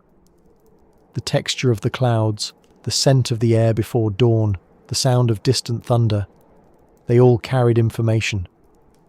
When the rain came early, it meant abundance. When it lingered too long, it meant risk. Floods could destroy crops, but they could also renew the soil. Droughts could bring hunger, but they could also open new ground for planting. The key was never to fight the water, but to work with its memory. In the floodplains along the great rivers, evidence of ancient water management lies hidden under layers of sediment. Raised fields, canals, and reservoirs show that people didn't wait for the water to decide their fate. They helped shape it. By building slightly elevated plots surrounded by shallow ditches, they could trap nutrient-rich silt during floods and drain excess water afterward. The same structures served as fish ponds during the wet season and farmland during the dry. It was a design so efficient that it still works when replicated today. The people who built it didn't just adapt to the flood cycle. they synchronized with it. They turned unpredictability into rhythm, but water alone could not have sustained them. The other force they learned to manage, perhaps even more carefully, was fire. To most outsiders, the idea of fire in the rainforest seems contradictory. The air is thick with moisture, the soil damp, the vegetation green and dense. Yet fire is everywhere here, not as destruction, but as renewal. When controlled, it clears undergrowth, releases nutrients, and resets the balance of the ecosystem. The people of the Amazon understood this deeply. They practiced what modern scientists now call controlled burning, small, low-temperature fires that mimic natural cycles and prevent larger, catastrophic ones. Traces of these fires remain in the soil. In ancient habitation sites, microscopic charcoal fragments appear in consistent layers, evidence of repeated, deliberate burning. The pattern shows moderation. Fires that enriched rather than exhausted the earth. Too much heat would sterilize the soil, too little would leave it choked with debris. The people found the balance point, feeding the ground with just enough carbon to keep it fertile. That's how Terra Preta, the Black Earth, was born. Through a conversation between fire and water, between ash and rain. Modern science confirms that these controlled burns increased soil stability and improved nutrient retention. The charcoal created tiny pores that trapped minerals and moisture, allowing crops to thrive even in the tropics' leaching rain. Over centuries, this method turned poor soil into one of the most productive substrates on the planet. What makes it even more remarkable is that the system was self-sustaining. Once created, it continued to renew itself naturally. Microbes, fungi, and roots kept the cycle alive, feeding off the carbon that fire had left behind. The people had discovered a way to use destruction as creation, to turn impermanence into longevity. There's a profound wisdom in that. We tend to think of fire and water as enemies, one extinguishes the other. But in the Amazon, they were partners. Fire prepared the land and water healed it. Fire released nutrients. Water distributed them. Fire shaped the soil's chemistry. Water shaped its structure. Each depended on the other to complete the cycle.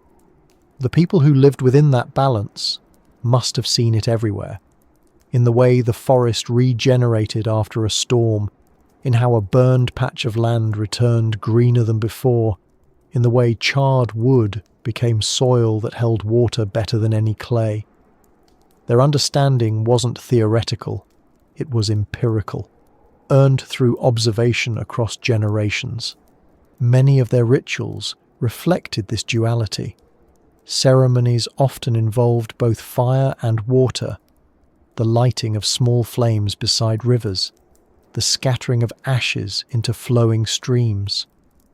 These weren't just symbolic acts. They were acknowledgements of the forces that governed existence. Fire represented transformation, water continuity. Together they defined the rhythm of life. In their worldview, neither element was pure good or evil. Both could create and destroy. Harmony depended on knowing when to invite one and when to call on the other. This sensitivity to natural balance extended to the way they built and farmed. Houses were often placed to take advantage of prevailing winds that carried away smoke from cooking fires, while drawing in moisture from nearby rivers. Crops were chosen not only for yield, but for their relationship with water and fire. Some plants thrived in freshly burned soil, others in the damp shade that followed the rains. Even the timing of planting was adjusted to align with the forest's respiration, the slow inhaling and exhaling of humidity across the seasons. These choices were not random. They were calibrated responses to environmental memory, honed by centuries of observation. In this way, The civilization that grew in the Amazon was not static. It evolved with the climate. As rainfall patterns shifted, so did cultivation methods. As river courses changed, so did settlements. When droughts came, fire became a tool for survival, clearing new ground and releasing hidden fertility. When floods returned, water reclaimed its role as giver and regulator. The people didn't separate progress from adaptation. Each new technique was a refinement of the same principle, that balance could only be maintained through participation, never control.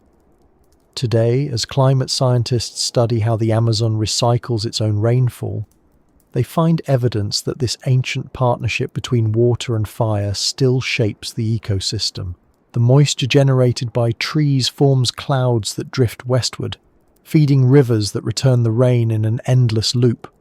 The carbon stored in the soil from ancient fires continues to regulate fertility and temperature. The system remains stable because of the very processes humans once guided. The memory of their management is still present in the land, encoded in chemistry and biology. The paradox of the Amazon is that its apparent wildness may be the result of cultivation. The water cycles, the diversity, the resilience, all might be, in part, the inheritance of human stewardship. The people who lived here didn't dominate the elements. They integrated with them so fully that their influence became invisible. That's why the forest still functions as it does. It carries within it the memory of a civilization that understood both the generosity and the danger of water and fire. Modern societies often treat these forces with fear. Floods are disasters, fires are crises. We spend immense effort trying to prevent them, forgetting that ecosystems need both to stay alive. The Amazon's ancient engineers saw that truth clearly. They knew that fire, used gently, renews, and that water, guided carefully, sustains. Their mastery lay not in elimination, but in moderation. It was a philosophy of coexistence so subtle that it left no visible trace, yet it endures in every drop of rain and every patch of black soil. Even now, researchers studying the Amazon's atmosphere find that fires, both natural and controlled, play a role in cloud formation. The fine particles of ash released into the air act as nuclei around which moisture condenses. Without them, rain would fall differently. In a sense, fire helps water remember where to return. The people who once tended those small, careful fires may not have known the chemistry, but they knew the outcome. They burned the land not to clear it, but to call the rain. It's difficult to separate science from reverence in such understanding. To live surrounded by forces that can both nourish and destroy requires constant awareness. The people's stories reflected that vigilance. Myths spoke of spirits of flame who wandered the forest, lighting the ground only where invited. Others told of river beings who punished greed by flooding the careless. These were not superstitions. They were ethical systems encoded in narrative form, teaching each generation how to respect the elements that sustained them. Archaeological evidence supports this balance of technology and spirituality. At ancient ceremonial sites, researchers have found pits filled with charcoal mixed with pottery fragments, suggesting ritual burning linked to fertility or renewal. Nearby, offerings of water jars and carved stones indicate the invocation of rain. The acts were simultaneous. Fire feeding the earth, water sealing the promise. Through these rituals, the people maintained not just agriculture, but a relationship with the planet itself. When you consider how delicate that equilibrium must have been, it's remarkable that it lasted as long as it did. For centuries, perhaps millennia, these societies managed to cultivate abundance without exhaustion. Their partnership with water and fire kept the forest vibrant and self-sustaining. Even as populations shifted and climates changed, the system endured. Its endurance is visible today in the forest's astonishing productivity, its capacity to absorb disturbance and regenerate. That resilience is not accidental, it's inherited. Somewhere deep in the forest, in places where lightning still strikes the canopy and rain falls almost without pause, the same dance continues. Fire clears the ground in small bursts. Water follows, cooling, feeding, carrying nutrients through the roots. The cycle never ends, only changes tempo.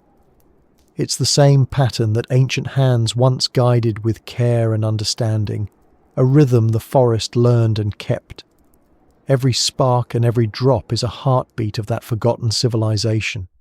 If you listen closely during a storm, you can still hear their legacy in motion.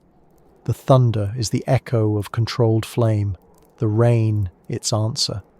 Together they speak the language of balance, a language that once defined how humans lived with the earth instead of over it.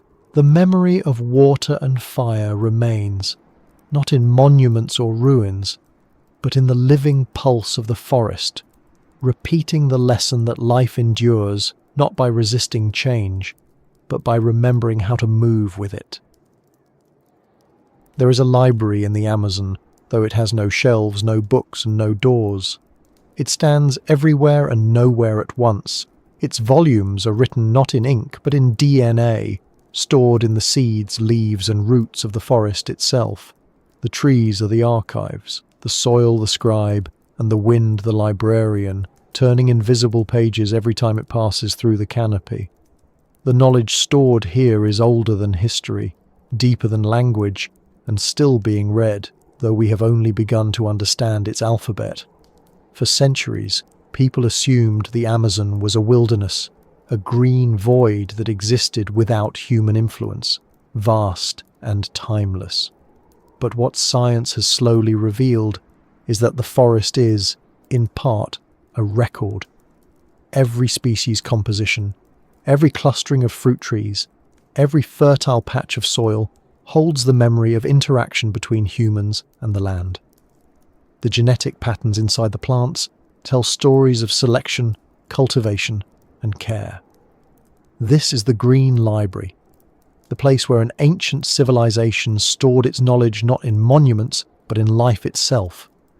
When botanists began comparing the distribution of certain plant species across the Amazon, they found something striking.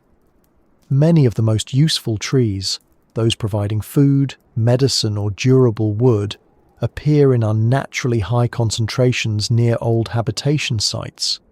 Brazil nut, acai, peach palm, cacao, and dozens more cluster where ancient soil layers contain pottery shards and charcoal. These are not random coincidences. They are signatures of intentional planting, of long-term human management.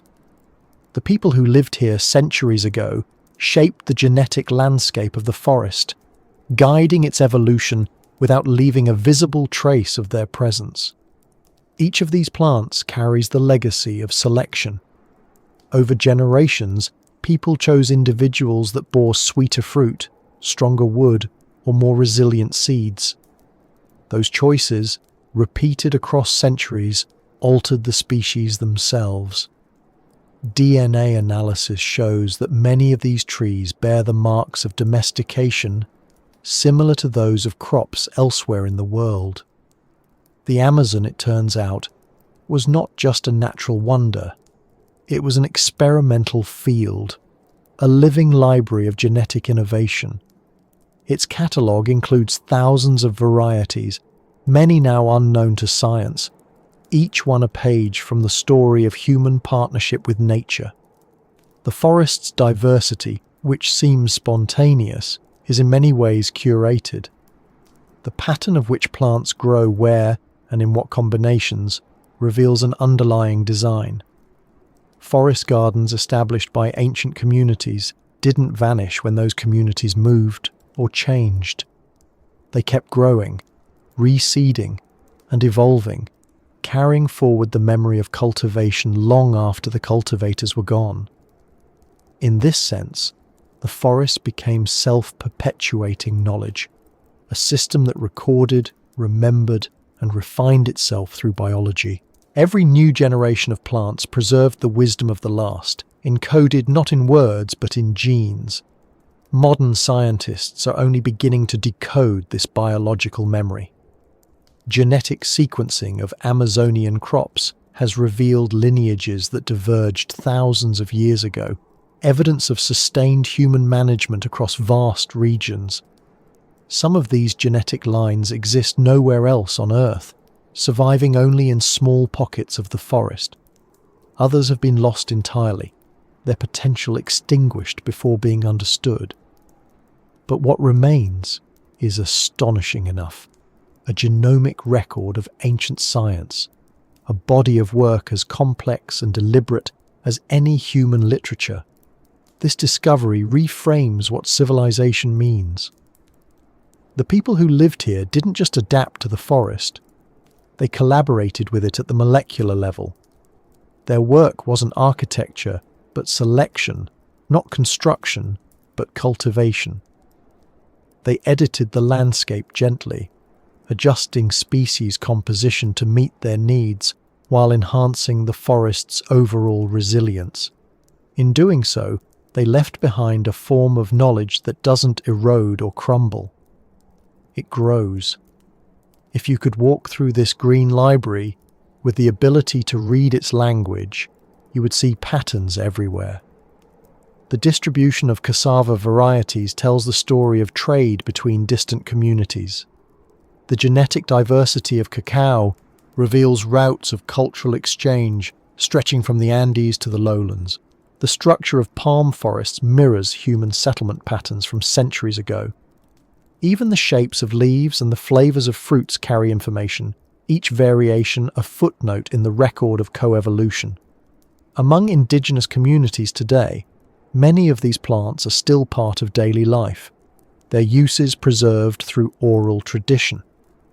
Medicinal knowledge in particular forms a vast, living encyclopedia passed down through apprenticeships and rituals. Healers can identify hundreds of species by sight, touch, and scent, knowing which combination of leaves or barks can treat fever, infection, or pain. Western science is now verifying the pharmacological value of many of these plants, yet for generations the knowledge persisted without laboratories or documentation. It was stored in memory and practice, alive in the Green Library's custodians who never stopped reading its pages. When researchers collaborate with these knowledge keepers, the results can be extraordinary. Compounds isolated from Amazonian plants have led to treatments for malaria, heart disease, and cancer. Each discovery, though new to modern medicine, often matches knowledge that has existed locally for centuries.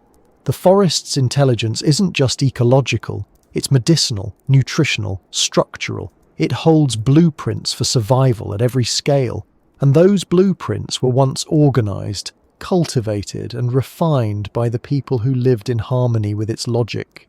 The idea that a civilization could record its achievements in DNA challenges our assumptions about permanence. Stone can crumble, metal can rust, paper can burn. But genes persist. They adapt, mutate, and pass their information forward. The civilization that grew instead of built left its archive in the very organisms that still breathe today. Its lessons live in the genome of a fruit, the growth pattern of a vine, the chemical resilience of a tree. Every organism is a sentence, every forest a library of paragraphs continuing to rewrite themselves through time. The scale of this record is staggering. There are estimated to be around 16,000 species of trees in the Amazon, and many more shrubs, vines, and herbs. Each species contains thousands of individual genetic variants, many influenced by ancient human selection. The diversity is so vast that scientists estimate it would take centuries to fully catalogue. Yet even without reading every page, the story is clear.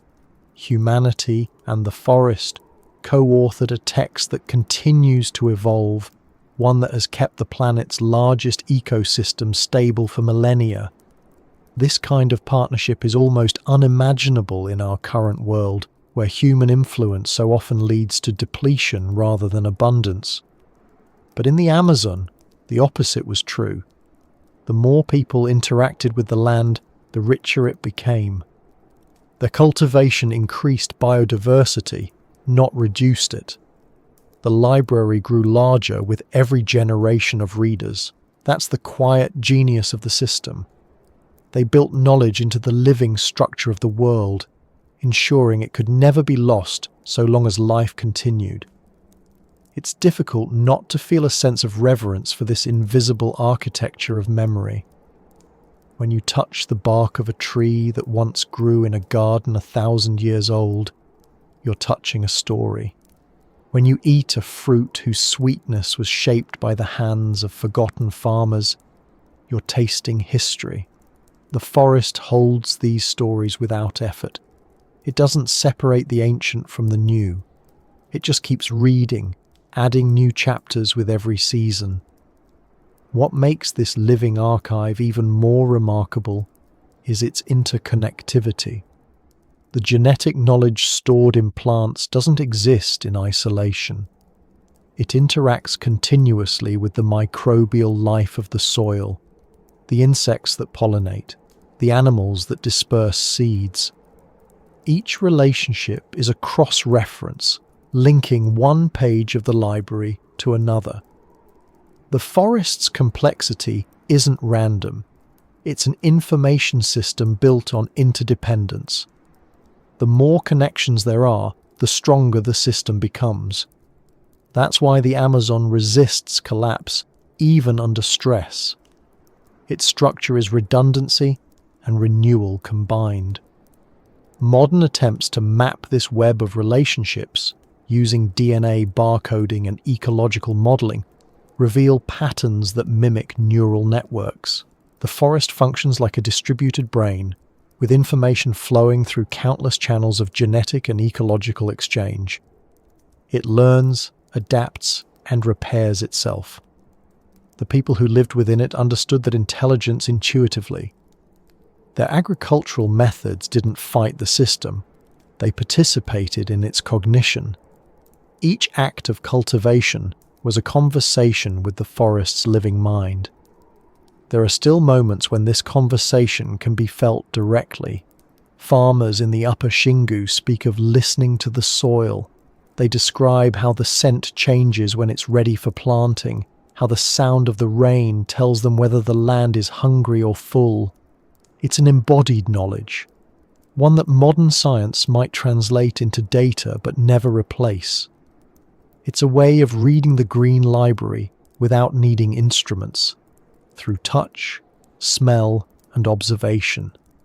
The accuracy of this reading is astonishing.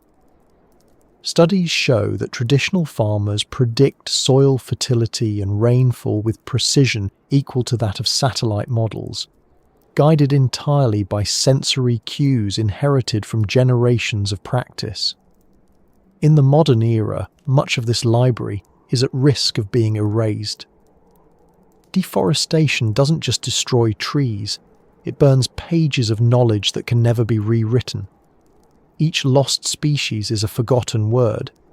Each cleared hectare, a paragraph torn out of an ancient manuscript. The tragedy is not only ecological, but intellectual. The forest holds solutions to problems humanity has barely begun to define. Climate regulation, disease resistance, sustainable materials. To lose it is to lose a conversation with our own past and our potential future. Yet, even as sections of the library disappear, others endure. Seeds stored in the soil can remain viable for years, waiting for the right conditions to sprout again. Hidden groves of rare plants survive in inaccessible areas, protected by the very density of the forest. The knowledge that remains is vast enough to sustain discovery for generations. The Green Library continues to whisper, even as its voice grows fainter. Some researchers believe that if we listen closely enough, we can still learn from its structure how to build systems that mimic its resilience. The forest's logic, redundant, decentralized, adaptive, is the same logic that sustains any living network, from ecosystems to societies. Perhaps that is the ultimate lesson preserved in this genetic record, that intelligence thrives in diversity, stability comes from complexity, and survival depends on collaboration. When the rain falls and the leaves shimmer under it, the forest seems to breathe as one organism. Every drop carries particles of DNA, pollen, and microbes that connect one end of the basin to the other. It's as if the entire region is constantly rewriting itself, copying, editing, and distributing its knowledge like a self-updating archive. The civilization that once shaped it understood this process instinctively. They may not have had microscopes or equations, but they had patience and presence. They learned that the best way to preserve knowledge is to let it live. So the Green Library endures, quiet, unindexed, eternal in its way. Its catalogue grows and decays in equal measure, its stories written in chlorophyll and memory. Every time a seed takes root, another page begins. Every time a tree falls, another is written. The forest doesn't end. It revises. The people who created it might have disappeared from sight, but they're still here, woven into the DNA of everything that grows. Their legacy isn't in ruins or relics, but in this endless text of life, a book that never closes, still teaching anyone patient enough to learn its language how civilization and nature can become one and the same. The forest remembers, but it never remembers in silence. Every tree, every river bend, every seed that drifts on a humid breeze carries a trace of what came before. The people who once lived here have long been absorbed into that memory, but their influence hasn't faded.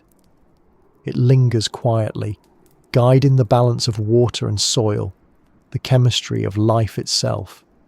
To walk through the Amazon today is to move through layers of time folded together, the ancient and the living coexisting in the same breath. The future, it seems, has always been buried in the past, waiting for us to notice that the two have never really been separate. When scientists look at the Amazon now, they don't just see an ecosystem, they see a record of human thought, written in biology, a story of innovation and cooperation that challenges everything we believed about what civilization can be.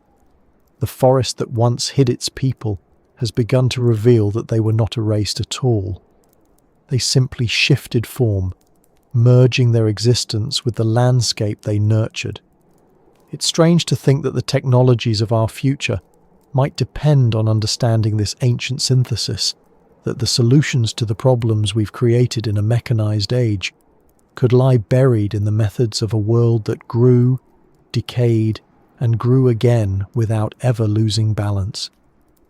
The deeper we dig, the more modern the past begins to feel. In the dark layers of terra preta, we find principles of carbon capture and sustainable agriculture that match the most advanced climate technologies of today. In the geometry of ancient garden cities, we see early examples of circular design, self-regulating systems that recycle energy and waste.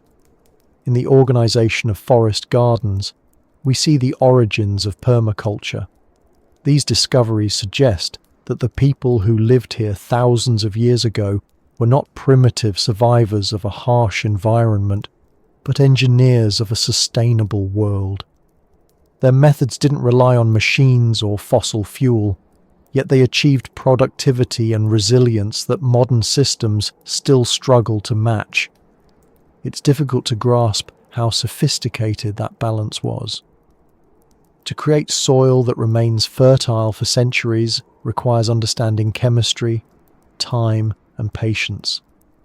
To plan cities that integrate with the rhythms of rain and flood requires ecological awareness, at planetary scale. The people of the Amazon didn't conquer nature, they learned its grammar. They built their lives inside it like language finding its rhythm. Every discovery we make about them seems to confirm the same truth, that their genius lay not in invention, but in remembering how to listen. Modern civilization measures success by expansion, by scale and permanence.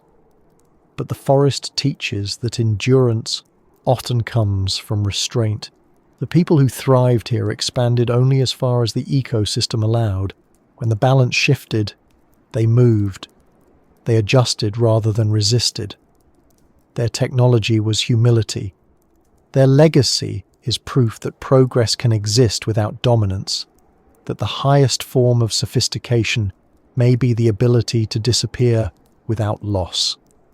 The irony is that we've had to use satellites, drones, and LiDAR, tools of immense power, to rediscover a wisdom built on simplicity. We've mapped thousands of ancient earthworks across the basin, revealing networks of settlements once hidden beneath the canopy. The images show complex social organization, connected towns, shared agricultural zones, vast systems of water management. Yet when you walk the ground, you see only trees. The civilization that created these patterns left no monuments, no scars, no ruins, only the enduring fertility of the land. In a world now scarred by our infrastructure, that kind of invisible legacy feels almost prophetic. There's a quiet lesson in the way the forest has reclaimed and preserved these traces. It suggests that true sustainability isn't about preservation alone, but about integration, about creating systems that remain functional even when forgotten. The people who shaped the Amazon didn't rely on maintenance. They relied on design that perpetuates itself. When they disappeared, their work didn't stop. It evolved. The soil kept growing. The rivers kept flowing along the paths they had redirected. The forest kept regenerating along the contours they had drawn. Their civilization succeeded because it could continue without them. That idea of continuity without control might be the key to our future. We are facing environmental crises driven by systems that depend on constant input, constant energy, constant human supervision. The Amazon's ancient societies built the opposite, systems that thrive on neglect, that get stronger over time instead of weaker. What they created wasn't a monument but a mechanism, a living technology embedded in nature itself. Learning to think that way again may be the only path forward. When ecologists study the long-term stability of the Amazon, they find that much of its resilience comes from human influence, an influence that predates colonial contact by thousands of years.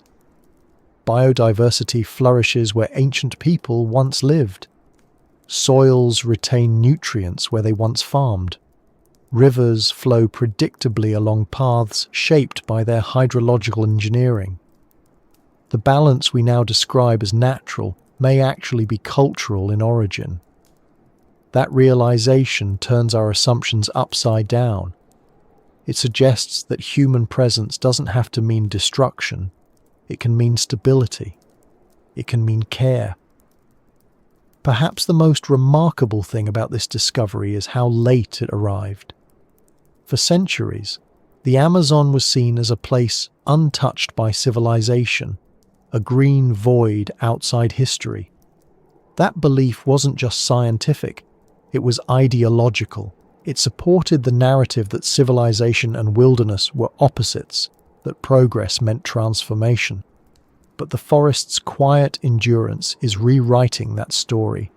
It shows that civilization can exist in symbiosis with wilderness, that the two can be the same thing. The past we dismissed as primitive might be the model the future requires. In recent years, architects, urban planners, and climate scientists have begun studying Amazonian systems as templates for new designs. They look to terra preta as inspiration for regenerative soils, to forest gardens for decentralized food networks, to river management for adaptive infrastructure. These ancient technologies are now being translated into modern frameworks. Carbon-negative agriculture, water-sensitive urban design, and biomimetic architecture all echo principles once practiced in the rainforest. The connection is clear. To survive, we must remember how to build like the people who grew instead of constructed. But memory is fragile, and much of the knowledge we rediscover has been preserved not in books or data, but in living practice. Indigenous communities across the Amazon still use variations of these techniques, burning small patches to enrich the soil, planting mixed crops in forested areas, managing fish populations through seasonal flooding. Their understanding of balance remains intact, even as the world around them shifts. They are the living continuation of a legacy that spans millennia. To listen to them is to hear the past speaking in the present tense. This continuity between past and future is not coincidence. It's structure. The same ecological principles that sustained ancient Amazonian societies are the ones that sustain life today. The cycles of carbon, nitrogen, and water haven't changed. The forest's self-organizing systems still operate on the same feedback loops. The technology we call ancient was never outdated. It was simply absorbed into the planet's metabolism. When we study it, we're not looking backward. We're looking at ourselves, stripped of distraction, remembering how life sustains itself. The more scientists learn, the more they realize how short-lived modern systems are by comparison. Concrete crumbles, metal corrodes, data decays, but soil endures, forests renew. The methods that sustain the Amazon are measured not in years or decades, but in ecological time, hundreds, even thousands of seasons. In that context, our entire industrial era looks like a momentary flare of noise. The forest, patient and unhurried, has outlasted every empire we've built. It may yet outlast us, but it also offers us a way to remain. There's something deeply human about that possibility. We have always searched for permanence, but perhaps what we truly crave is belonging, to be part of something that continues. The people of the Amazon achieve that without needing stone or steel. Their permanence was participation. They became part of the system they shaped, inseparable from its function. The future buried in their past is not just ecological, it's philosophical. It asks us to redefine progress as integration rather than expansion, to measure success by harmony instead of scale. The paradox is that rediscovering this wisdom now requires the very technologies they never needed. Satellites scan the canopy for signs of ancient earthworks. Algorithms analyze soil composition. Drones trace river curvature. We're using the tools of modernity to uncover a blueprint for coexistence that predates history. It's as if our machines are teaching us how to be humble again. The forest reflects our progress back to us, showing that our most advanced tools still lead us toward the same simple truth. Life works best when everything works together. In that sense, the Amazon is both mirror and teacher. It shows what happens when humans see themselves as part of nature's circuitry instead of its architects. It reminds us that the systems we call complex are only rediscoveries of what the forest has always done. Every cycle of growth and decay is data. Every species interaction and algorithm refined over millions of years. The people who lived here long ago were programmers in their own way, writing instructions into soil, rivers, and seeds. teaching the planet how to sustain itself. Their code still runs quietly under our feet. We often say that the past holds lessons for the future, but the Amazon shows that those lessons were never lost. They were simply embedded in a medium we forgot how to read. The soil beneath our feet, the breath of the forest, the chemical exchanges that keep it alive, all are forms of writing. To study them is to read the oldest textbook on sustainability ever written. The forest doesn't just preserve the memory of civilization, it preserves the method of survival itself. And as climate change accelerates, that memory becomes more urgent. The world is searching for ways to repair what it has damaged, ways to capture carbon, restore biodiversity, and build systems that regenerate. The Amazon's buried wisdom already answers those questions. It shows that the most effective technology is not mechanical, but ecological, not imposed, but integrated. The civilization that grew here proved that the planet can support abundance indefinitely if we learn to collaborate with it instead of extracting from it. The challenge now is not discovery, but remembrance. The future buried in the past isn't a metaphor. It's a literal fact, preserved in the soil, in the DNA of plants, in the shape of the land. We've uncovered just enough to see the outline of what was once possible, but not enough to understand it completely. That understanding will come only when we stop seeing the forest as a resource and start seeing it as an archive, a living memory system that has been recording human interaction for thousands of years. Every tree that falls takes a line of history with it, and everyone that grows writes a new chapter. The continuity between ancient and modern time is not abstract. The carbon that once burned in a ceremonial fire may now circulate in the atmosphere above us. The nutrients that fed ancient gardens may now sustain trees that regulate global rainfall. The systems that sustained a few million people in balance with the land may yet inspire the systems that sustain billions. The past is already working inside our future. We just haven't learned to recognize its shape. Somewhere, deep in the basin, where the rivers still change course slowly and the soil still smells of charcoal and rain, the future is quietly germinating. Seeds that carry both ancient and modern DNA are sprouting in the same earth. Microbes that once fed forgotten gardens are still breathing under the roots of new trees. The cycle continues, uninterrupted, rewriting itself one season at a time. The civilization that once grew instead of built hasn't ended. It's still teaching. Its lessons are written in rain and soil, in the pulse of life that remembers without needing to speak. The forest keeps its knowledge close but not hidden. It waits for patience. It waits for listening. It waits for a world ready to remember that the answers it seeks have been here all along, quietly alive, layered in the earth beneath every step, where the memory of the past is not separate from the possibility of the future, but the same story told in a different direction. There's a quiet feeling that settles over you when you stand inside the forest long enough to forget what time it is. The sounds become layers rather than moments. Water dripping from leaves, insects tuning their invisible instruments, the soft movements of unseen animals threading between shadows.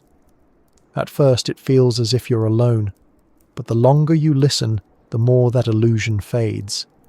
The forest is not silent, and it is not still. It breathes, shifts, observes. It has its own kind of awareness. The longer you remain, the more it begins to feel as though the forest is not just something you're looking at, but something that's looking back. It isn't superstition to say that the Amazon watches. It's science, though the language for it is subtle. Every tree senses the presence of others through networks of roots and mycorrhizae. Each leaf responds to touch, to vibration. to the carbon dioxide in your breath. When you step into a clearing, you change the balance of gases around you and the forest adjusts.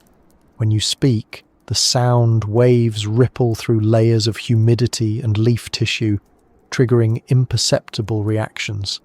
The forest registers every movement, every exhalation, every shift of light. In its own way, it's always paying attention.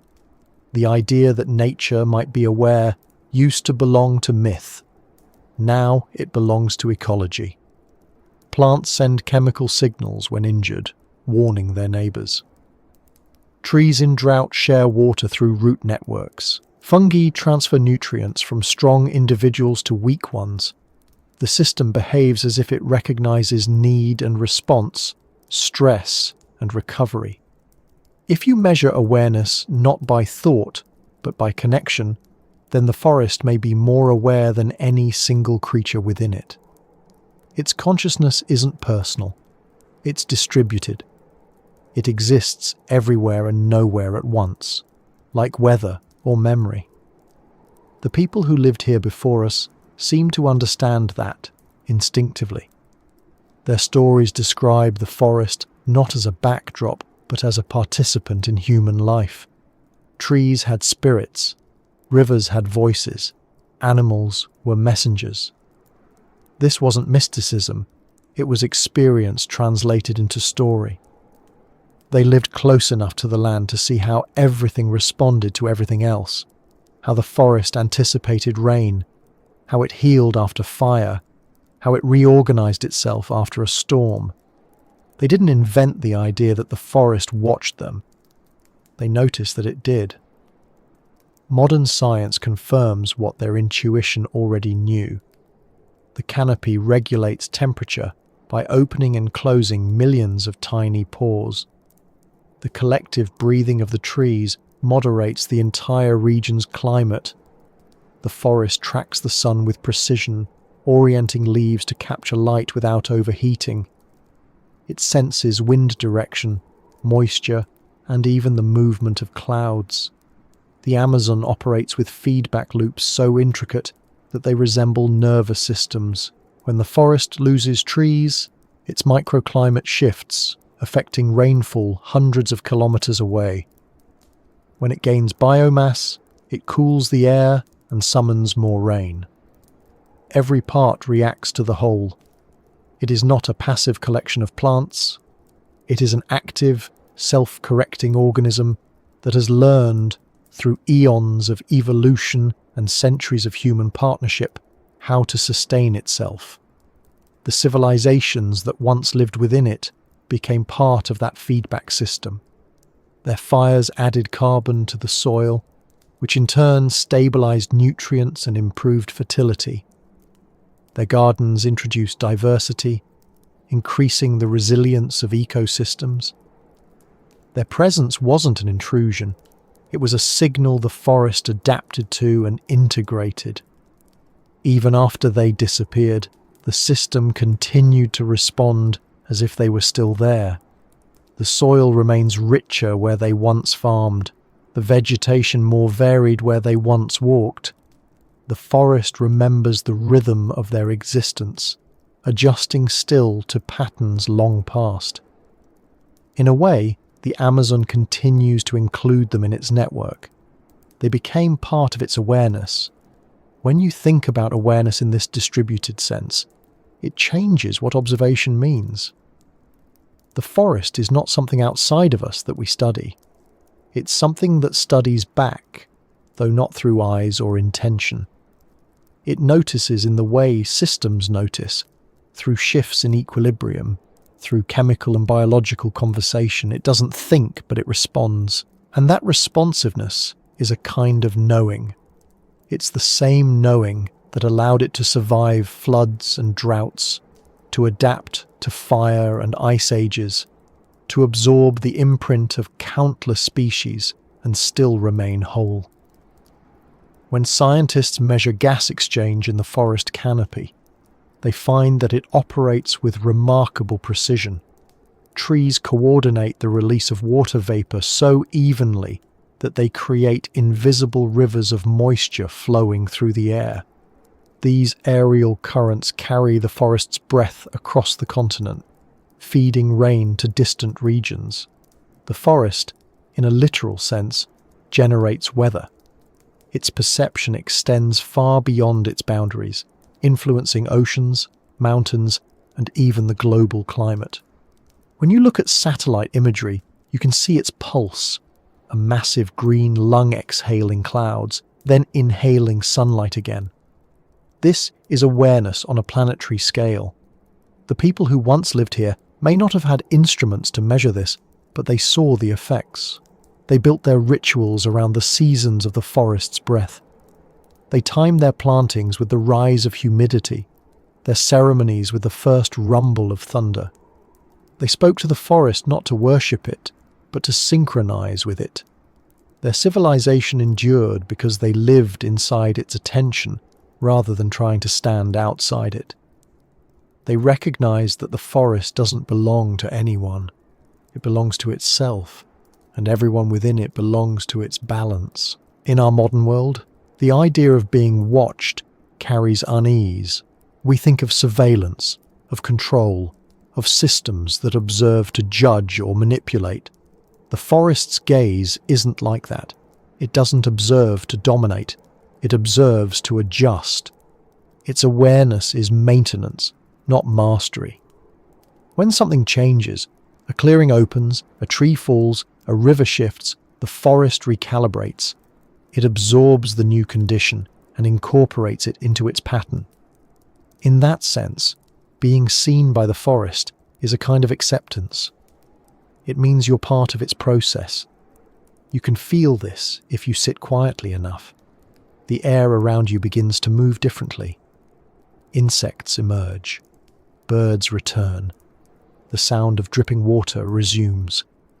It's as if the forest measures your stillness and decides you're safe to include. That moment, when everything settles and resumes, feels like a conversation. You're no longer an intruder. You've been absorbed. The sensation is subtle but unmistakable. You're being acknowledged, not by eyes, but by equilibrium. The science of ecology often describes this in terms of homeostasis, the tendency of living systems to maintain stability through feedback. But the effect, when experienced, feels like recognition. The balance responds to you because you're part of it, not apart from it. The same breath that feeds your lungs is part of the forest's respiration. The carbon you exhale becomes the forest's nourishment. Every motion you make joins a chain of responses that ripples outward, invisible but constant. To say the forest watches is simply to acknowledge that it notices your presence within its system. What's humbling about this realization is that the forest's attention is indifferent. It doesn't favor or oppose, it adjusts. It will absorb a footprint as easily as it absorbs a seed. It will adapt to care or neglect. Though the outcomes differ, its only law is response. The civilizations that thrived here understood that neutrality and built their ethics around it. They treated the forest as an equal participant in life, capable of generosity and withdrawal. They didn't need to personify it, to respect it. Awareness alone was enough to demand reverence. Today, as we measure the effects of deforestation and climate change, we can see how the forest continues to respond. It releases stored carbon, shifts rainfall patterns, alters its own regeneration cycles. These are not acts of revenge, though they might feel that way. They're adjustments, responses to imbalance. The forest is still watching, still recalibrating to the new reality we've imposed. Its gaze is ecological, not moral, but it's no less powerful for that. The question is not whether it notices us, but whether we notice it in return. There are scientists who describe the Amazon as an intelligent landscape. The term isn't poetic. It reflects the measurable complexity of its feedback systems. Intelligence here doesn't mean thought. It means the capacity to sense, interpret, and adapt. The forest perceives light, temperature, water, and chemical cues with a precision far beyond what any machine can replicate. It processes this information through the interactions of billions of organisms, each contributing to a shared stability. In a sense, it's the oldest intelligence on Earth, one that doesn't speak, but remembers. When you look at it that way, our relationship to the forest becomes not just environmental, but relational. We are part of its data, part of its conversation.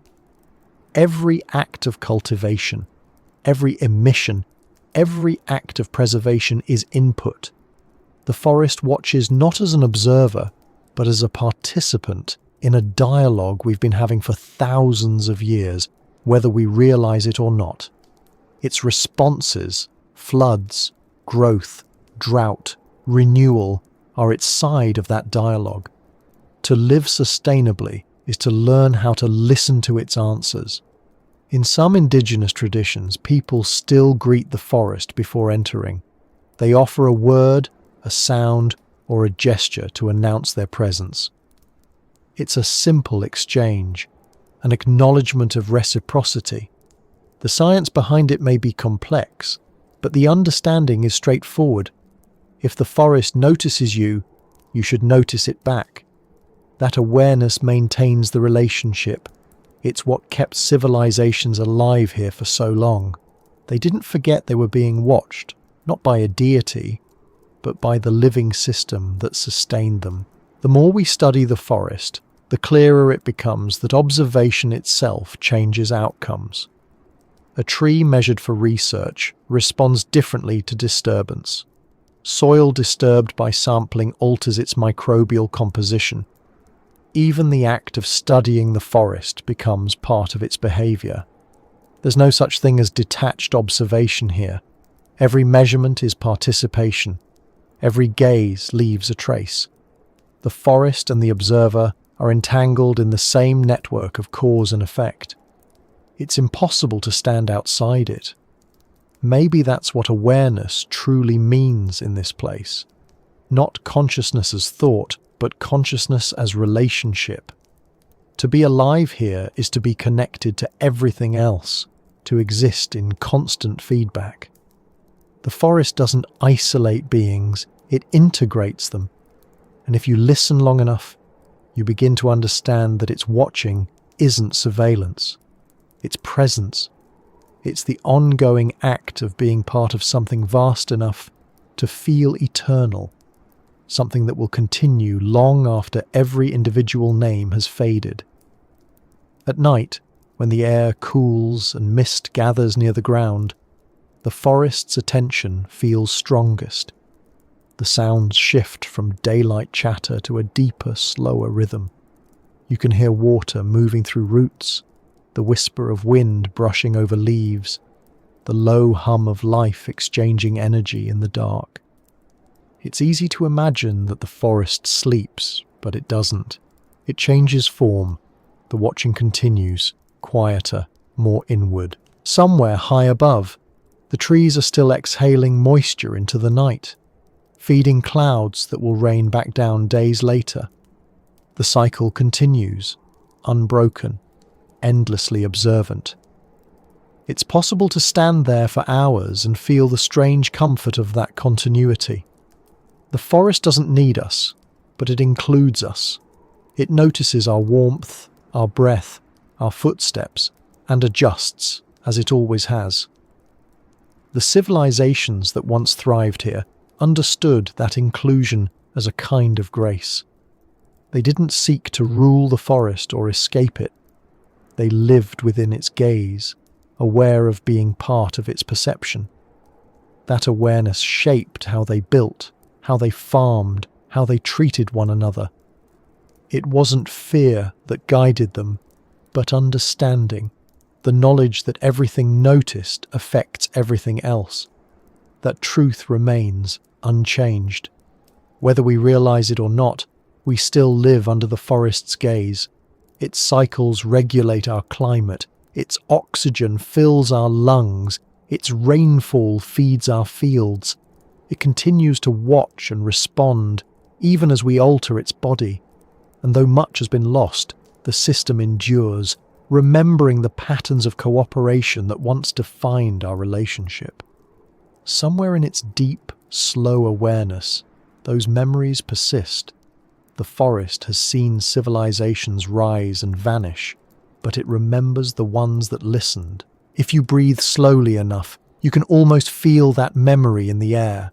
The same air shaped by ancient fires and endless rain, by the patience of roots and the generosity of leaves. The forest's gaze is not a warning. It's an invitation, as it has always been, to rejoin the rhythm we left behind. It asks for nothing but attention, for us to see it as it sees us, not as resource or obstacle, but as companion. To be watched by the forest is to be reminded that life itself is mutual observation, an infinite exchange of awareness, moving quietly through the veins of the world. Somewhere tonight, under the canopy where the rain begins, that exchange continues. The leaves turn to catch the mist. The rivers carry the reflection of the stars. The forest breathes, patient as ever, aware of us, even when we forget to be aware of it. Its watching isn't judgment, it's continuity. It's the calm persistence of life remembering itself, season after season, in the same way it always has. Quietly, completely, endlessly alive.